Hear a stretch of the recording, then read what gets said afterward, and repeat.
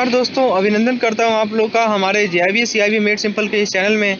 तो दोस्तों, आज के इस वीडियो सेशन में हम लोग बीएफएम के मॉड्यूल ए का क्विक रिवीजन करेंगे और साथ ही साथ जहां पे ज़रूरत होगा वहां पे मैं ऑब्जेक्टिव क्वेश्चन भी डिस्कस करूंगा।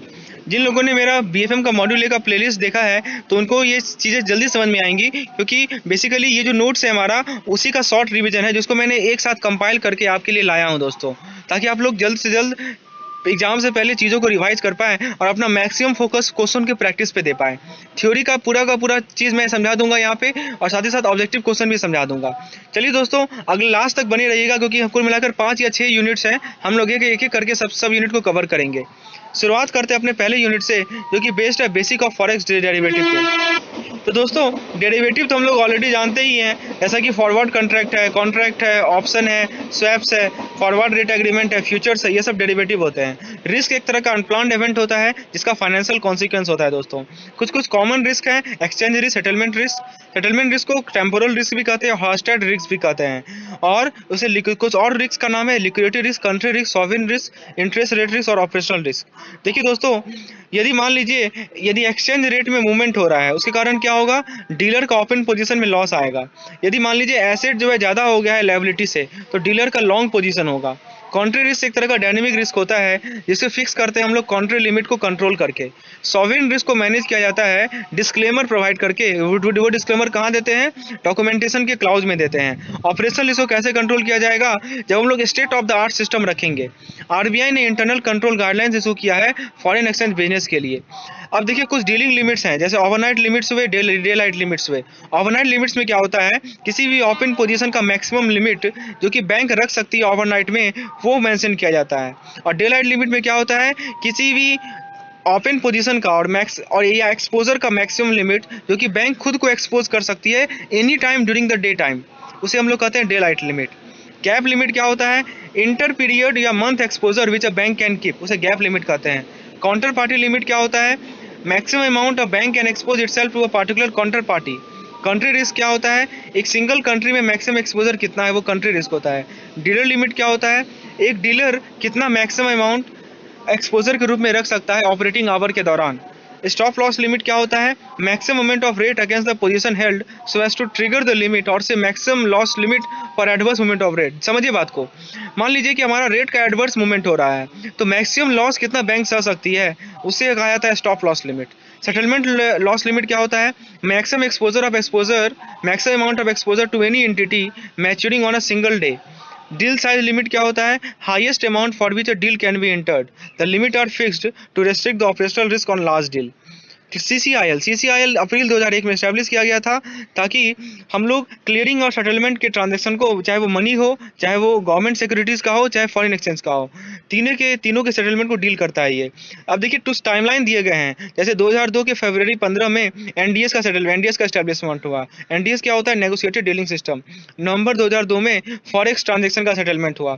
जनवरी 2003 में सीबीएलओ कोलैटराइज बोरोइंग एंड लेंडिंग ऑब्लिगेशन का सेटलमेंट हुआ, और ये गिल्ड्स पे बेस्ड था एज ए कोलेट्रल। फिर अगस्त 7 2003 में FX clear forex trading platform था जो कि आया। अप्रैल 6 2005 में क्रॉस करेंसी डील का सेटलमेंट हुआ सीएलएस बैंक के थ्रू। सीसीआईएल के 6 प्रमोटर है, SBI, IDBI, ICICI, LIC, bank of Baroda और एचडीएफसी बैंक। दोस्तों, हम लोग यूनिट 2 पे आते हैं, जो कि हमारा कॉरस्पॉन्डिंग बैंक एंड एनआरआई का अकाउंट है। कॉरस्पॉन्डिंग बैंक क्या होता है, दो बैंकों के बीच का रिलेशनशिप, ठीक है। और क्या क्या फंक्शन होता है कॉरस्पॉन्डेंट बैंक का, अकाउंट सर्विस में आता है clearing house function, collection function, payment function, overdraft and loan facility, investment services. Other services में आता है letter of credit advising, LC confirmation, banker acceptance. दोस्तों, टाइप ऑफ बैंक अकाउंट, तो जो कोई बैंक फॉरेन अकाउंट जो मेंटेन करती है दूसरे बैंक के साथ, वो 3 पार्ट में है, एक नॉस्ट्रो, वॉस्ट्रो और लॉरो। नॉस्ट्रो मतलब होता है our account with you. Example के तौर पर मान लीजिए कि डीएलबी मुंबई जो है एक यूएस डॉलर अकाउंट मेंटेन कर रखी है बैंक ऑफ वेचोविया न्यूयॉर्क के साथ, तो ये एक तरह का नॉस्ट्रो अकाउंट है। किसके बुक में, तो डीएलबी मुंबई के बुक में। वॉस्ट्रो अकाउंट पे बात करते हैं, your account with us. Example के तौर पर अमेरिकन एक्सप्रेस ने एक इंडियन रुपीज अकाउंट मेंटेन कर रखा है एसबीआई के साथ, तो ये वॉस्ट्रो अकाउंट है अमेरिकन एक्सप्रेस बैंक के बुक में। फिर लॉरो अकाउंट मतलब होता है account of other bank, his account with them. Example के तौर पर जैसे मान लीजिए अमेरिकन एक्सप्रेस बैंक है, वो उसके रुपी अकाउंट को रेफर किया जा रहा है किसका, एसबीआई मुंबई के साथ, of some other bank referring to US dollar of SBI Mumbai with Citibank New York.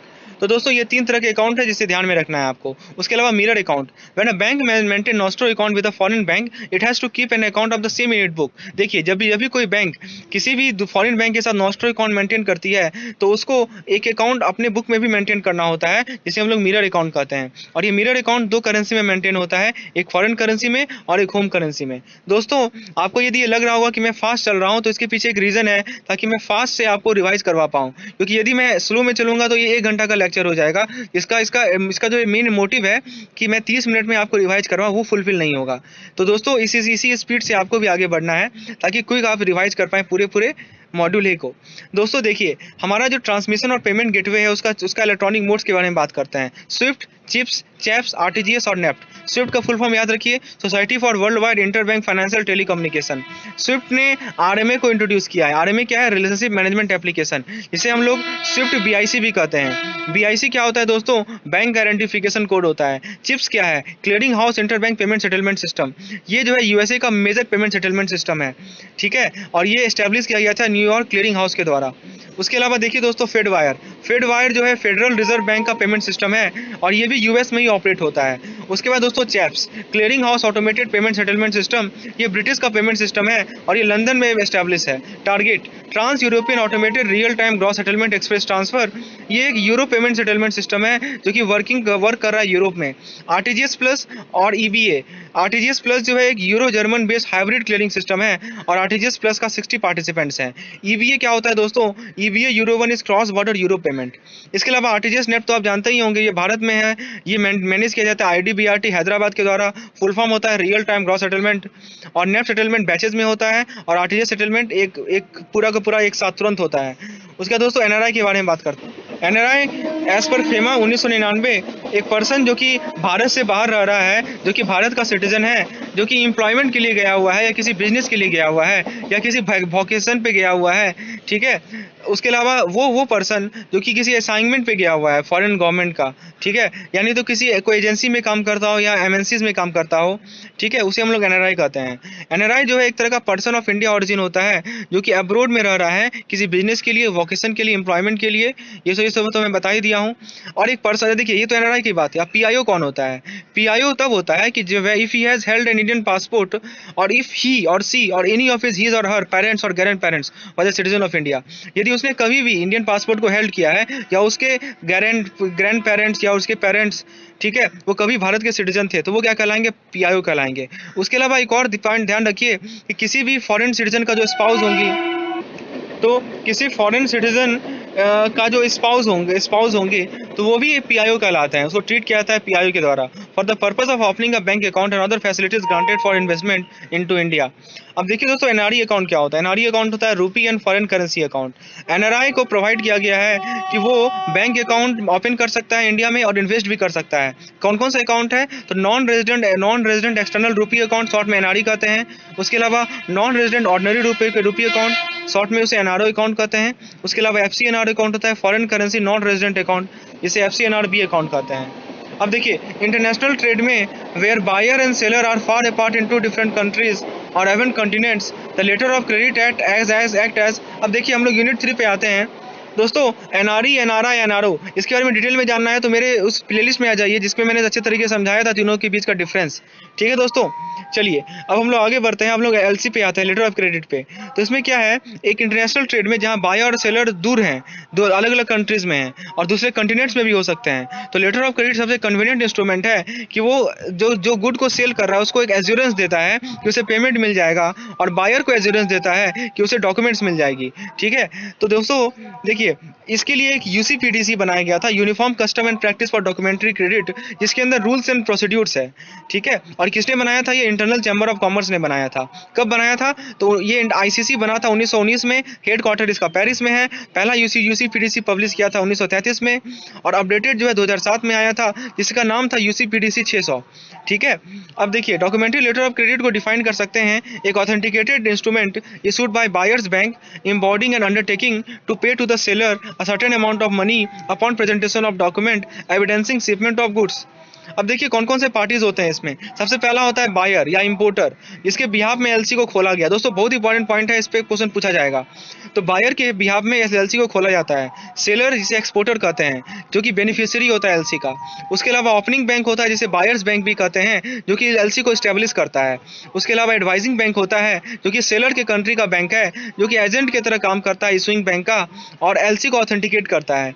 इसके अलावा कन्फर्मिंग बैंक होता है जो कि इशूइंग बैंक के बिहाफ में पेमेंट करता है। इसके अलावा नेगोशिएटिंग बैंक होता है जो कि सेलर बैंक होता है या तो वो ओपनिंग बैंक के द्वारा नॉमिनेट किया जा सकता है। रिम्बर्सिंग बैंक होता है जो कि नेगोशिएटिंग या कन्फर्मिंग बैंक को नेगोशिएट कर रिम्बर्स करता है। अब मैं आपको एग्जांपल से समझाता हूँ इन सभी बैंक का, एग्जाम्पल सब कुछ क्लियर हो जाएगा। जैसे मान लीजिए राम है, राम ने धनलक्ष्मी बैंक में अपना अकाउंट खुलवाया है। वो एक एग्रीकल्चर इंटरप्रेनर है जो कि वेजिटेबल ग्रो करता है ग्रीन हाउस टेक्नोलॉजी में। कहाँ पे? खम्मम में। उसने वो क्या करना चाह रहा है, अपना फार्म हाउस को अपडेट करना चाह रहा है विथ मॉडर्न मशीनरी के साथ, ठीक है। तो उसने क्या किया, उसने चाइनीज मैन्युफैक्चरर मेसर्स ज्वाइनेज एलसीसी बीजिंग में है, उसके साथ जिसका बैंक है चाइना डेवलपमेंट बैंक के साथ, टोटल कॉस्ट ऑफ $4500 $4500 के साथ एक ट्रांजैक्शन किया, इंपोर्ट कर रहा है, ठीक है दोस्तों। तो मेसर्स ज्वाइनेज एलसीसी ने एक इनवॉइस इशू किया कि जिसमें लिखा था कि sale transaction must be backed by LC, तो एलसी के द्वारा सेल ट्रांजैक्शन बैक होगा हमारा। As such mister Ram approaches Dhanlaxmi bank, तो राम ने अपने बैंक धनलक्ष्मी बैंक में अप्रोच किया कि उसे बोला कि एलसी को एक ओपन किया जाए फॉरेन करेंसी $US में। तो धनलक्ष्मी बैंक का जो चाइना का फॉरेन कॉरेस्पॉन्डेंट बैंक है, वो bank of India, bank of China Beijing है दोस्तों। मतलब दोस्तों धनलक्ष्मी बैंक का जो चाइना में जो कॉरेस्पॉन्डेंट बैंक है वो कौन सा है? Bank of China. अब देखिए इतना पार्टीज हैं, अब मैं एक एक करके समझाता हूँ। सबसे पहले एलसी का एप्लीकेंट कौन है बताइए? एलसी का एप्लीकेंट है मिस्टर राम खम्मम। उसके बाद एलसी का बेनिफिशियरी कौन है बताइए? मिस्टर ज्वेच ज्याउंच एलसीसी। उसके बाद दोस्तों एलसी को ओपन या इशूइंग बैंक कौन कर रहा है? तो धनलक्ष्मी बैंक इशू कर रही है। एडवाइजिंग बैंक कौन है? कन्फर्मिंग बैंक कौन है? बैंक ऑफ चाइना, जो कि धनलक्ष्मी बैंक का कॉरेस्पॉन्डेंट बैंक है चाइना का। नेगोशिएटिंग बैंक चाइना का कौन है? चाइना डेवलपमेंट बैंक है नेगोशिएटिंग बैंक।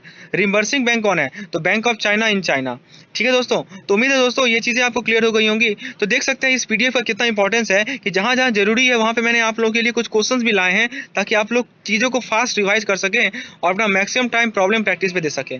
अब देखिए टाइप्स ऑफ एलसी को देखते हैं। Revocable, irrevocable, transferable, red clause, back to back, sight. तो दोस्तों रिवोकेबल एलसी को अमेंड कर सकते हैं, कैंसिल कर सकते हैं किसी भी टाइम पे। कौन कर सकता है ये? तो इशूइंग बैंक कर सकता है without the consent of other party, बिना अदर पार्टी के सहमति के, ठीक है। उसके बाद in case the negotiating bank has taken up the document under revocable LC prior to the receipt of cancellation notice, the issuing bank is liable to compensate reimburse the same to the negotiating bank. Irrevocable क्या होता है कि इसमें एक commitment होता है issuing bank के द्वारा कि वो रिम्बर्स करेगा या पे करेगा नेगोशिएटिंग बैंक को। उसके बाद इरिवोकेबल एलसी को अमेंड नहीं किया जा सकता। जो इरिवोकेबल एलसी है वो एक अनकंडीशनल अंडरटेकिंग है इशूइंग बैंक के द्वारा कि वो पेमेंट करेगा ही। कब पेमेंट करेगा? जब डॉक्यूमेंट्स के सबमिट हो जाएगा तब। जितने भी एलसी इशू किए जाते हैं यदि बाय डिफॉल्ट वो इरिवोकेबल टाइप के होते हैं, ये पता होना चाहिए। उसके अलावा देखिए दोस्तों irrevocable confirmed LC is LC which has been confirmed by a bank other than the issuing bank while usually situated in the country of the exporter, thereby taking an additional undertaking। जो confirming bank है वो advising bank भी हो सकता है। जो transferable LC होता है दोस्तों वो अवेलेबल होता है ट्रांसफर के लिए फुल में या पार्ट में, ठीक है। उसके अलावा रेट क्लॉज एलसी क्या होता है कि वो प्री शिपमेंट क्रेडिट दे देता है, ठीक है, फ्रॉम द नॉमिनेटेड और एडवाइजिंग बैंक। हम लोग ये जानते ही होंगे आप लोग प्री शिपमेंट क्रेडिट। अब देखिए साइट एलसी में क्या होता है कि बेनिफिशियरी को पेमेंट मिल जाता है जैसे वो डॉक्यूमेंट प्रेजेंट करता है। एक डेफर पेमेंट एलसी क्रेडिट बोले या इसे एक्सेप्टेंट क्रेडिट बोले तो there is no bill of exchange और draft drawn and is payable to on certain future date, यानी कि सर्टेन फ्यूचर डेट में पेबल होगा, तो उसे कहते हैं डेफर्ड पेमेंट क्रेडिट या एक्सेप्टेंस क्रेडिट। एक नेगोशिएशन क्रेडिट में क्या होता है? Issuing bank undertake to make payment to the bank which has negotiated the document. अब देखिए बैक टू बैक एलसी देख लीजिए और नेगोशिएशन एलसी देख लीजिए। अब देखिए टाइम कितना अलाउ किया गया है, तो यूसीपी 500 के अंदर बैंक के पास रीजनेबल टाइम है जो कि 7 बैंकिंग डेज से ज़्यादा नहीं होना चाहिए कि उस 7 बैंकिंग डेज में वो ऑनर करे या डिसऑनर करे किसी डॉक्यूमेंट को।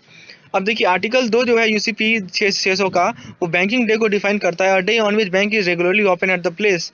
अब देखिए बैंक के पास अभी 5 बैंकिंग डेज है, ठीक है, कि वो एक्सेप्ट करे या रिफ्यूज करे किसी डॉक्यूमेंट्स को। और जो प्रेजेंटेशन का पीरियड है वो 21 दिन का है, वो अप्लाई करता है ओरिजिनल ट्रांसपोर्ट डॉक्यूमेंट पे। अब देखिए दोस्तों, हम लोग ये था हमारा एलएलसी के टॉपिक। अब हम लोग नेक्स्ट यूनिट पे आते हैं जो कि facilities for exporter and importer है। अब देखिए दोस्तों, आरबीआई और डीजीएफटी जो है फॉरेन एक्सचेंज, आरबीआई जो है फॉरेन एक्सचेंज को कंट्रोल करती है और डीजीएफटी फॉरेन ट्रेड को कंट्रोल करती है। एक्सिम पॉलिसी को फ्रेम किया गया है फेमा एक्ट के अकॉर्डिंग और ये डीजीएफटी इंप्लीमेंट करती है। डीजीएफटी क्या है? Directorate general of foreign trade, ठीक है। वो रेगुलेट क्या करती है? इंपोर्ट और एक्सपोर्ट थ्रू एक्सिम पॉलिसी। और आरबीआई क्या करती है? Forex reserve, financial export trade को रेगुलेट करती है। आईईसी क्या होता है? इंपोर्ट एक्सपोर्टर कोड होता है। तो किसी को भी आईईसी के लिए अप्लाई करना होता है ताकि वो इंपोर्ट और एक्सपोर्ट के लिए एलिजिबल हो सके। और पॉलिसी और एक्सिम पॉलिसी को भी कंसीडर किया जाता है बिफोर अलॉटिंग आईईसी। इसके अलावा दोस्तों एक एक्सपोर्ट डिक्लेरेशन फॉर्म है। तो जितना दोस्तों एक्सपोर्ट डिक्लेरेशन फॉर्म में क्या है? एक्सपोर्ट डिक्लेरेशन फॉर्म में इस फॉर्म में डिक्लेयर किया जाएगा। जीआर फॉर्म होगा। जीआर फॉर्म के लिए जीआर फॉर्म का काम क्या होता है? Meant for export, made otherwise than by post. PP form में क्या होगा? Post parcel. सॉफ्टेक्स फॉर्म में क्या होगा? Export of software. एसडीएफ में क्या होगा? इसका फुल फॉर्म होता है स्टैट्यूटरी डिक्लेरेशन फॉर्म। ये जीआर फॉर्म को रिप्लेस कर लिया ताकि जिसमें हम लोग इलेक्ट्रॉनिकली डिक्लेरेशन फॉर्म को सबमिट करते हैं। इसमें एक्सेप्शन है trade sample, personal effect and central government good. देखिए $25,000 तक का goods and service exporter declare करता है, ठीक है। ये सब एक्सेप्शन है दोस्तों, इसके लिए कोई फॉर्म जरूरी नहीं होती है। फिर जो गिफ्ट आइटम्स है जिसका 5 लाख तक का वैल्यू है, उसके अलावा जो वैसा गुड्स जिसका वैल्यू $1,000 से एग्जिस्ट करता है म्यांमार को, उसके अलावा गुड्स जो कि टेस्टिंग के लिए भेजा गया हो। अब देखिए टाइम लिमिट की बात करता हूँ हम लोग। तो जो टाइम लिमिट है एक्सपोर्ट ट्रेड का वो क्या है? देखिए डॉक्यूमेंट का सबमिशन टाइम है ऑथराइज डीलर को within 21 days from date of shipment. Shipment के 21 दिन के अंदर। जो रियलाइजेशन ऑफ एक्सपोर्ट का टाइम पीरियड है वो 12 महीना है या 365 दिन है from date of shipment. Shipment के 12 महीना और 365 दिन के अंतर एक्सपोर्ट प्रोसीड रियलाइज हो जाना चाहिए। एसईजी यानी स्पेशल इकोनॉमिक जोन और एसएचई यानी कि स्टेटस होल्डर इंपोर्टर एक्सपोर्टर्स और ईओयू के लिए कोई टाइम लिमिट नहीं है। और टाइम लिमिट के एक्सपायर हो जाने के बाद एक्सटेंशन को सॉर्ट करना है तो आप ईटीएक्स फॉर्म का यूज कर सकते हैं, ठीक है। और एक्सटेंशन को एडी जो है ऑथराइज डीलर जो है पीरियड को 6 महीना बढ़ा सकता है और उसका रिपोर्टिंग आरबीआई को करना होता है एक्सओएस फॉर्म में हाफ ईयरली बेसिस पे। तो दोस्तों ये जो पार्टिकुलर पीडीएफ है इसमें सब कुछ शॉर्ट नोट्स में आपको मिलेगा। तो यदि आपको इस पीडीएफ की रिक्वायरमेंट है तो नीचे डिस्क्रिप्शन में जाइए, व्हाट्सएप का लिंक मिलेगा, व्हाट्सएप पे मुझे मैसेज कीजिए, मैं आपको ये पीडीएफ प्रोवाइड करूंगा। अब दोस्तों इसके अलावा देखिए प्रिस्क्राइब मेथड ऑफ पेमेंट। अब मेथड ऑफ पेमेंट क्या क्या है? तो एक्सपोर्टर इस मोड में पेमेंट को रिसीव करेगा। Bank draft, TC, currency, FCNR, NRE deposit, international credit card. और यदि एसीयू कंट्रीज है, ACU countries Bangladesh, Burma, Myanmar, Iraq, Pak, Sri Lanka, तो इन सभी से जो एक्सपोर्ट प्रोसीड होता है उसे यूएसडी में भी सेटल किया जाता है या एसी यूरो में भी सेटल किया जाता है और एक सेपरेट डॉलर यूरो अकाउंट को मेंटेन किया जाता है, ठीक है। और एक्सपोर्ट को रिड्यूस किया जाता है इस फॉर्मेट में। अब देखिए जो प्रोसीड है एक्सपोर्ट का वो इस अकाउंट में डिपॉजिट होगा। एक है हमारा ओवरसीज फॉरेन करेंसी अकाउंट, दूसरा है diamond dollar account. Diamond dollar account क्या होता है? ये रफ और पॉलिश डायमंड डीलर्स के लिए होता है जिसका ट्रैक रिकॉर्ड 2 साल का देखा जाता है और इसका एवरेज टर्नओवर 3 करोड़ से ज़्यादा होना चाहिए। और डीडीए अकाउंट को वही एक्सपोर्टर खोल सकते हैं जो कि फॉरेन एक्सचेंज में बिजनेस करना चाहते हैं और एक एक्सपोर्टर का मैक्सिमम 5 डीडीए अकाउंट हो सकता है। उसके अलावा ईएफसी अकाउंट क्या होता है दोस्तों? एक पॉइंट इंपॉर्टेंट है, exchange and foreign currency account जो कि एक्सपोर्टर खोल सकते हैं केवल, और 100% एक्सपोर्ट प्रोसीड को इस अकाउंट में क्रेडिट कर सकते हैं। इसमें कोई ब्याज नहीं मिलता उन्हें और ये अमाउंट जो है रिपेट्रिएबल है, इसके पूरा का पूरा बाहर निकाल सकते हैं। ये एक तरह का करंट अकाउंट ट्रांजेक्शन होता है दोस्तों। अब दोस्तों बात करते हैं प्री शिपमेंट या पैकिंग क्रेडिट के बारे में। तो इसका ये फीचर है, पहले हम लोग एफओबी वैल्यू को कैलकुलेट करते हैं, फ्री ऑन बोर्ड वैल्यू को या एलसी अमाउंट को या डोमेस्टिक कॉस्ट ऑफ प्रोडक्शन को, जो भी कम है। आईईसी कौन अलॉट करता है? डीजीएफटी अलॉट करता है। एक्सपोर्टर जो है वो कॉशन लिस्ट पे होना चाहिए, कॉशन लिस्ट पे नहीं होना चाहिए आरबीआई का, और वो स्पेसिफिक अप्रूवल लिस्ट में भी नहीं होना चाहिए ईसीजीसी का, और एक्सपोर्ट ऑर्डर वैलिड होना चाहिए, अकाउंट केवाईसी कंप्लेन होना चाहिए। अब पोस्ट शिपमेंट में क्या होता है? उस एक्सपोर्टर को अवेलेबल होता है कि कुछ शर्तें हैं। शर्तें क्या है कि वो आईसी कंपनीड होना चाहिए और डिक्लेरेशन किस पे होना चाहिए? जीआर पे होना चाहिए, पीपी पे होना चाहिए या सॉफ्टेक्स पे होना चाहिए या एसडीएफ फॉर्मेट पे होना चाहिए। डॉक्यूमेंट जो है एक्सपोर्टर के 21 शिपमेंट के 21 दिन के अंदर एक्सपोर्टर के द्वारा सबमिट किया जाना चाहिए और पेमेंट जो है 6 महीना के अंदर अप्रूव होना चाहिए। नॉर्मल ट्रांजिट पीरियड 25 दिन होता है। सब इंपॉर्टेंट पॉइंट है, सभी से क्वेश्चन पूछे जाएंगे। मार्जिन जो है वो नील होता है, ठीक है। मार्जिन क्या है? नील है और किसी केस में ये 10% से ज़्यादा नहीं एक्सीड करना चाहिए। उसके अलावा देखिए अब देखिए आपके सामने एक क्वेश्चन है, तो यहाँ पे क्या कहा गया है कि $50,000 का ऑर्डर रिसीव हुआ 1 जनवरी 2015 को ऑस्ट्रेलिया से, और USD स्पॉट रेट दिया हुआ है 43.50, तो प्री शिपमेंट फाइनेंस पूछा गया है। तो दोस्तों पहले FOB वैल्यू निकालिए, उसके बाद आप लोग प्री शिपमेंट फाइनेंस के लिए ये फॉर्मूला यूज कीजिए, और फिर उसी तरह देखिए पोस्ट शिपमेंट निकालने के लिए कहा गया। दोस्तों इस सभी क्वेश्चन को हम लोगों ने डिटेल में डिस्कस किया है अपने मॉड्यूल में, अभी हम लोग शॉर्ट में से देख रहे हैं दोस्तों। उसी तरह देखिए थर्ड में पूछा गया है कितनी पीरियड तक concessional rate of interest charge होता है DP बिल पे, और लास्ट क्वेश्चन है क्रिस्टलाइजेशन। तो ये सब आप देख लीजिएगा। उसके अलावा 5वां क्वेश्चन भी आपके सामने है। ओके, अब देखिए इंपोर्ट्स के बारे में कुछ इंपॉर्टेंट इन्फॉर्मेशन है।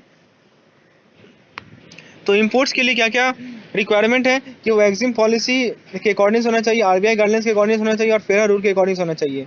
इंपोर्टर के पास IEC को इशूड होना चाहिए। उसके बाद देखिए एक इंपोर्टर प्रोसीड को रिमिट करने से पहले जो कि $500 से ज़्यादा है, वो एप्लीकेशन फॉर्म में सबमिट करेगा A1 के फॉर्म में। देखिए एक्सपोर्ट वाले में कौन सा फॉर्म था, याद कीजिए, GR फॉर्म था, PP फॉर्म था, सॉफ्टेक्स फॉर्म था, लेकिन इंपोर्ट वाले में A1 फॉर्म है। किसे सबमिट करेगा, तो ऑथराइज डीलर को सबमिट करेगा। AD बैंक जो LC इशू करती है licence and exchange control copy के बेसिस पे, और एक्सपोर्ट के अगेंस्ट जो रिमिटेंस है वो 6 महीना के अंदर कंप्लीट हो जाना चाहिए। ठीक है, 6 महीना के बाद यदि डिले होता है तो उसे डेफर्ड पेमेंट अरेंजमेंट कंसीडर किया जाएगा, और उसे ट्रेड क्रेडिट ट्रीट किया जाएगा for a period less than 3 years. अब देखिए उसके अलावा आप देखिए LC है, ट्रेड क्रेडिट है, और एक्सटर्नल कॉमर्शियल बोरोइंग है।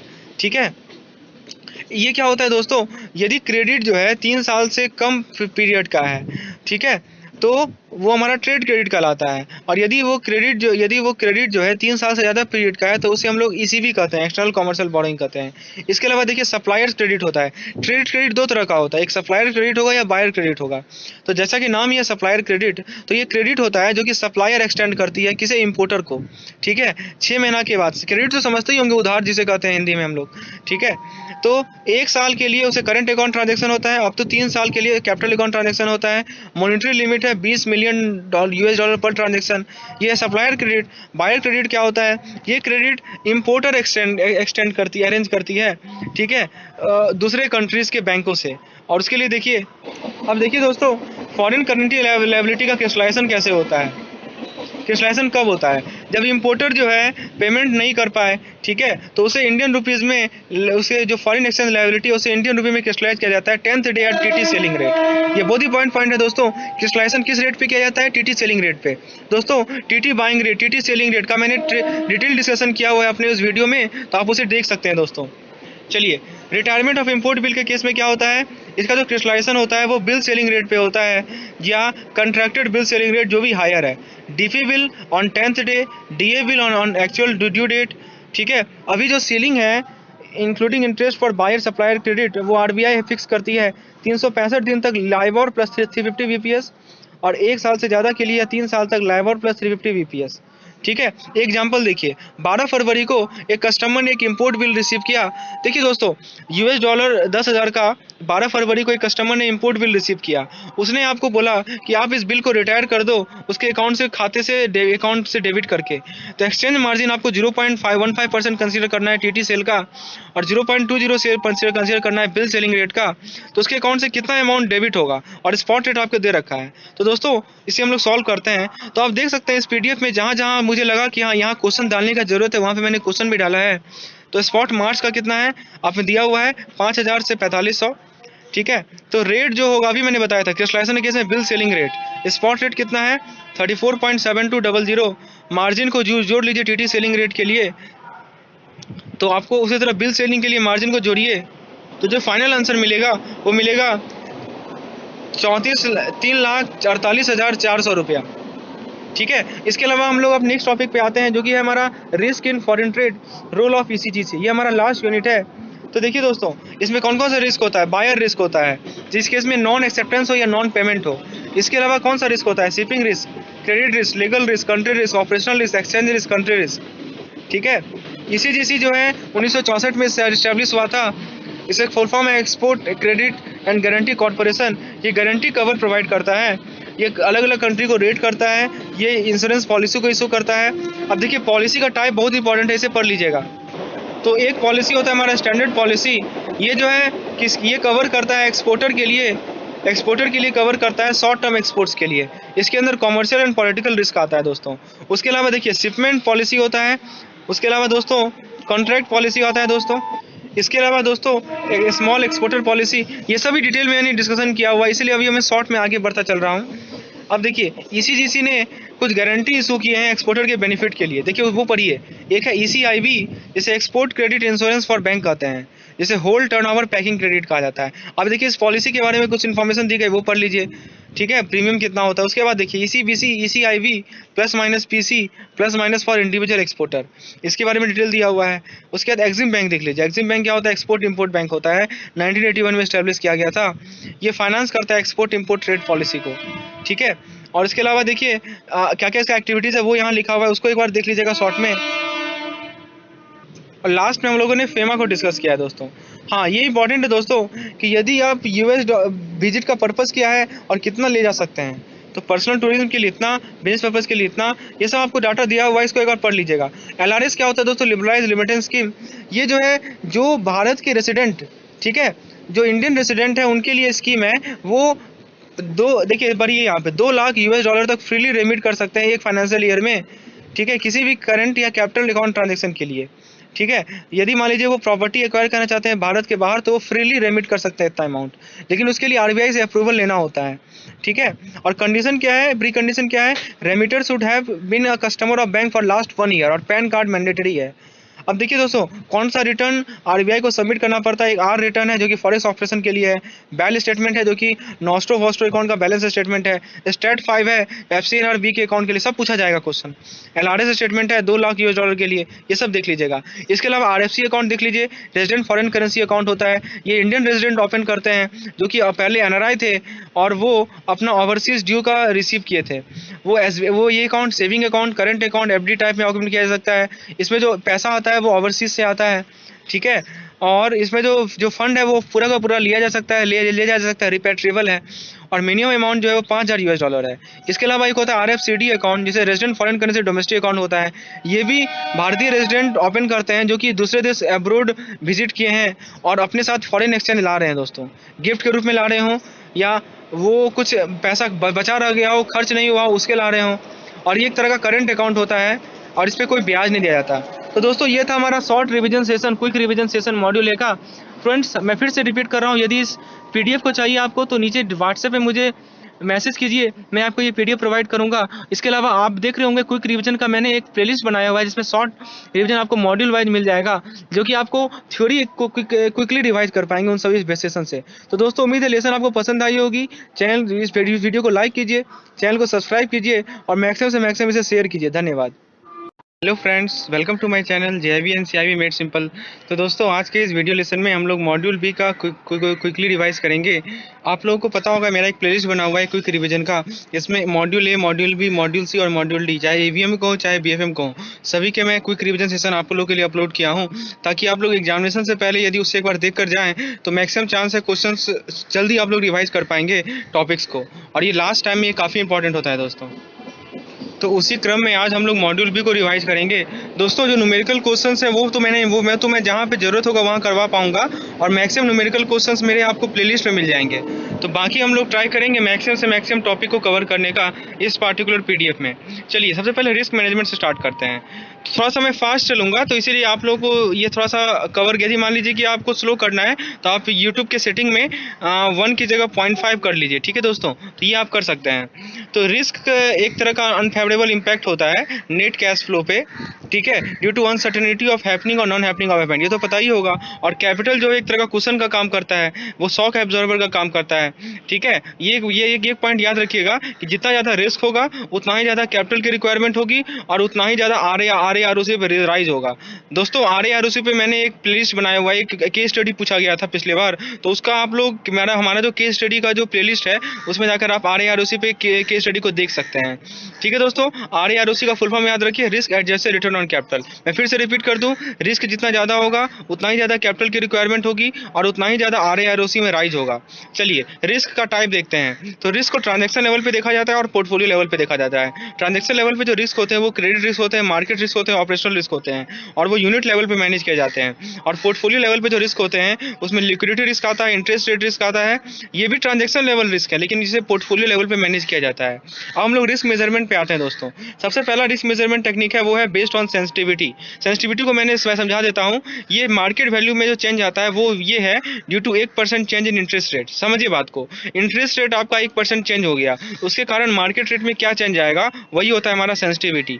ठीक है दोस्तों, जो इंटरेस्ट रेट गैप होता है वो सेंसिटिविटी होता है इंटरेस्ट रेट मार्जिन का बैंक बुक का, और जो ड्यूरेशन होता है वो सेंसिटिविटी होता है इन्वेस्टमेंट पोर्टफोलियो या ट्रेडिंग बुक का। अंतर समझिए दोस्तों, इंटरेस्ट रेट गैप किसका सेंसिटिविटी है, बैंकिंग बुक का, ठीक है, और बैंकिंग बुक के इंटरेस्ट रेट मार्जिन का, और जो ड्यूरेशन है वो किसका सेंसिटिविटी है, वो ट्रेडिंग बुक का सेंसिटिविटी है। चलिए, एक हम लोग पढ़ क्या रहे हैं, हम लोग मेजरमेंट को पढ़ रहे हैं, तो एक तो तरीका है सेंसिटिविटी के बेसिस पे आप मेजर कर लीजिए, दूसरा है वोलेटिलिटी पे मेजर कर लीजिए। वोलेटिलिटी एक स्टैटिस्टिकल मेजर है, ये शो करता है dispersion around the average of any random variable, यानी हमारे पास यदि रैंडम वेरिएबल है उसके एवरेज से कितना डिस्पर्सन हो रहा है, तो उसका मेजरमेंट होता है हमारा वोलेटिलिटी। ठीक है, और इसे कहा जाता है, ये जो होता है standard deviation of values of variable. अब देखिए दोस्तों, एक क्वेश्चन है आपके सामने, हमें वोलेटिलिटी किसी स्टॉक प्राइस का निकालना है किसी गिवन पीरियड के लिए। तो वोलेटिलिटी वीकली हो सकता है, मंथली हो सकता है, डेली हो सकता है। मान लीजिए हम वीकली वोलेटिलिटी को निकालना चाह रहे हैं, और हमें क्या नोट करना है, हम लोग क्या करेंगे नोट, हम लोग नंबर ऑफ वीक का स्टॉक प्राइस को नोट करेंगे। उसका मीन हमें दिया गया है 123.62। वेरिएंस पता होगा आपको, वेरिएंस क्या होता है, sum of square deviation from mean, वो आपको वो भी दिया होगा 82.70। ठीक है, ये आपने वीकली स्टॉक प्राइस के डाटा से एक्सट्रैक्ट आउट कर लिया। अब वोलेटिलिटी का फॉर्मूला क्या होता है, वोलेटिलिटी कुछ और नहीं है दोस्तों, ये एक स्टैंडर्ड डेविएशन ही है। ठीक है, तो स्टैंडर्ड डेविएशन, तो दोस्तों वेरिएंस कितना है हमारा 82.70। ठीक है, तो और आपको पता है स्टैंडर्ड डेविएशन जो होता है वो रूट ओवर वेरिएंस होता है। दोस्तों यहाँ पे रूट गलती से मिस्टेक हो गया है, यहाँ रूट भी पुट कर लीजिएगा, तो standard deviation root over variance होता है।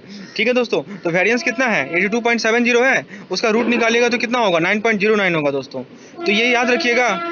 तो फ्रेंड्स ये याद रखिएगा कि आपको डाटा यदि दी रहेगी तो आप पहले वेरिएंस निकालिएगा, वेरिएंस का स्क्वायर रूट कीजिएगा तो आपको स्टैंडर्ड डेविएशन मिल जाएगा, या जिसे हम लोग वोलेटिलिटी कहते हैं। ठीक है दोस्तों, यहाँ पे मैं फिर से बता रहा हूँ, मेरे से एक मिस्टेक हो गई है कि यहाँ पे मैंने रूट नहीं डाला है, यानी रूट ओवर 82.70 जब कीजिएगा तो आपको आएगा 9.09। और दोस्तों एक और पॉइंट याद रखिएगा, यदि किसी टाइम हॉरिजन में वोलेटिलिटी निकालने पूछा गया तो आप क्या कीजिए, डेली वोलेटिलिटी जो निकालें उससे लिख लीजिए इंटू अंडर रूट टी कर लीजिए, स्क्वायर रूट ऑफ टी कर लीजिए, टी हमारे टाइम पीरियड है।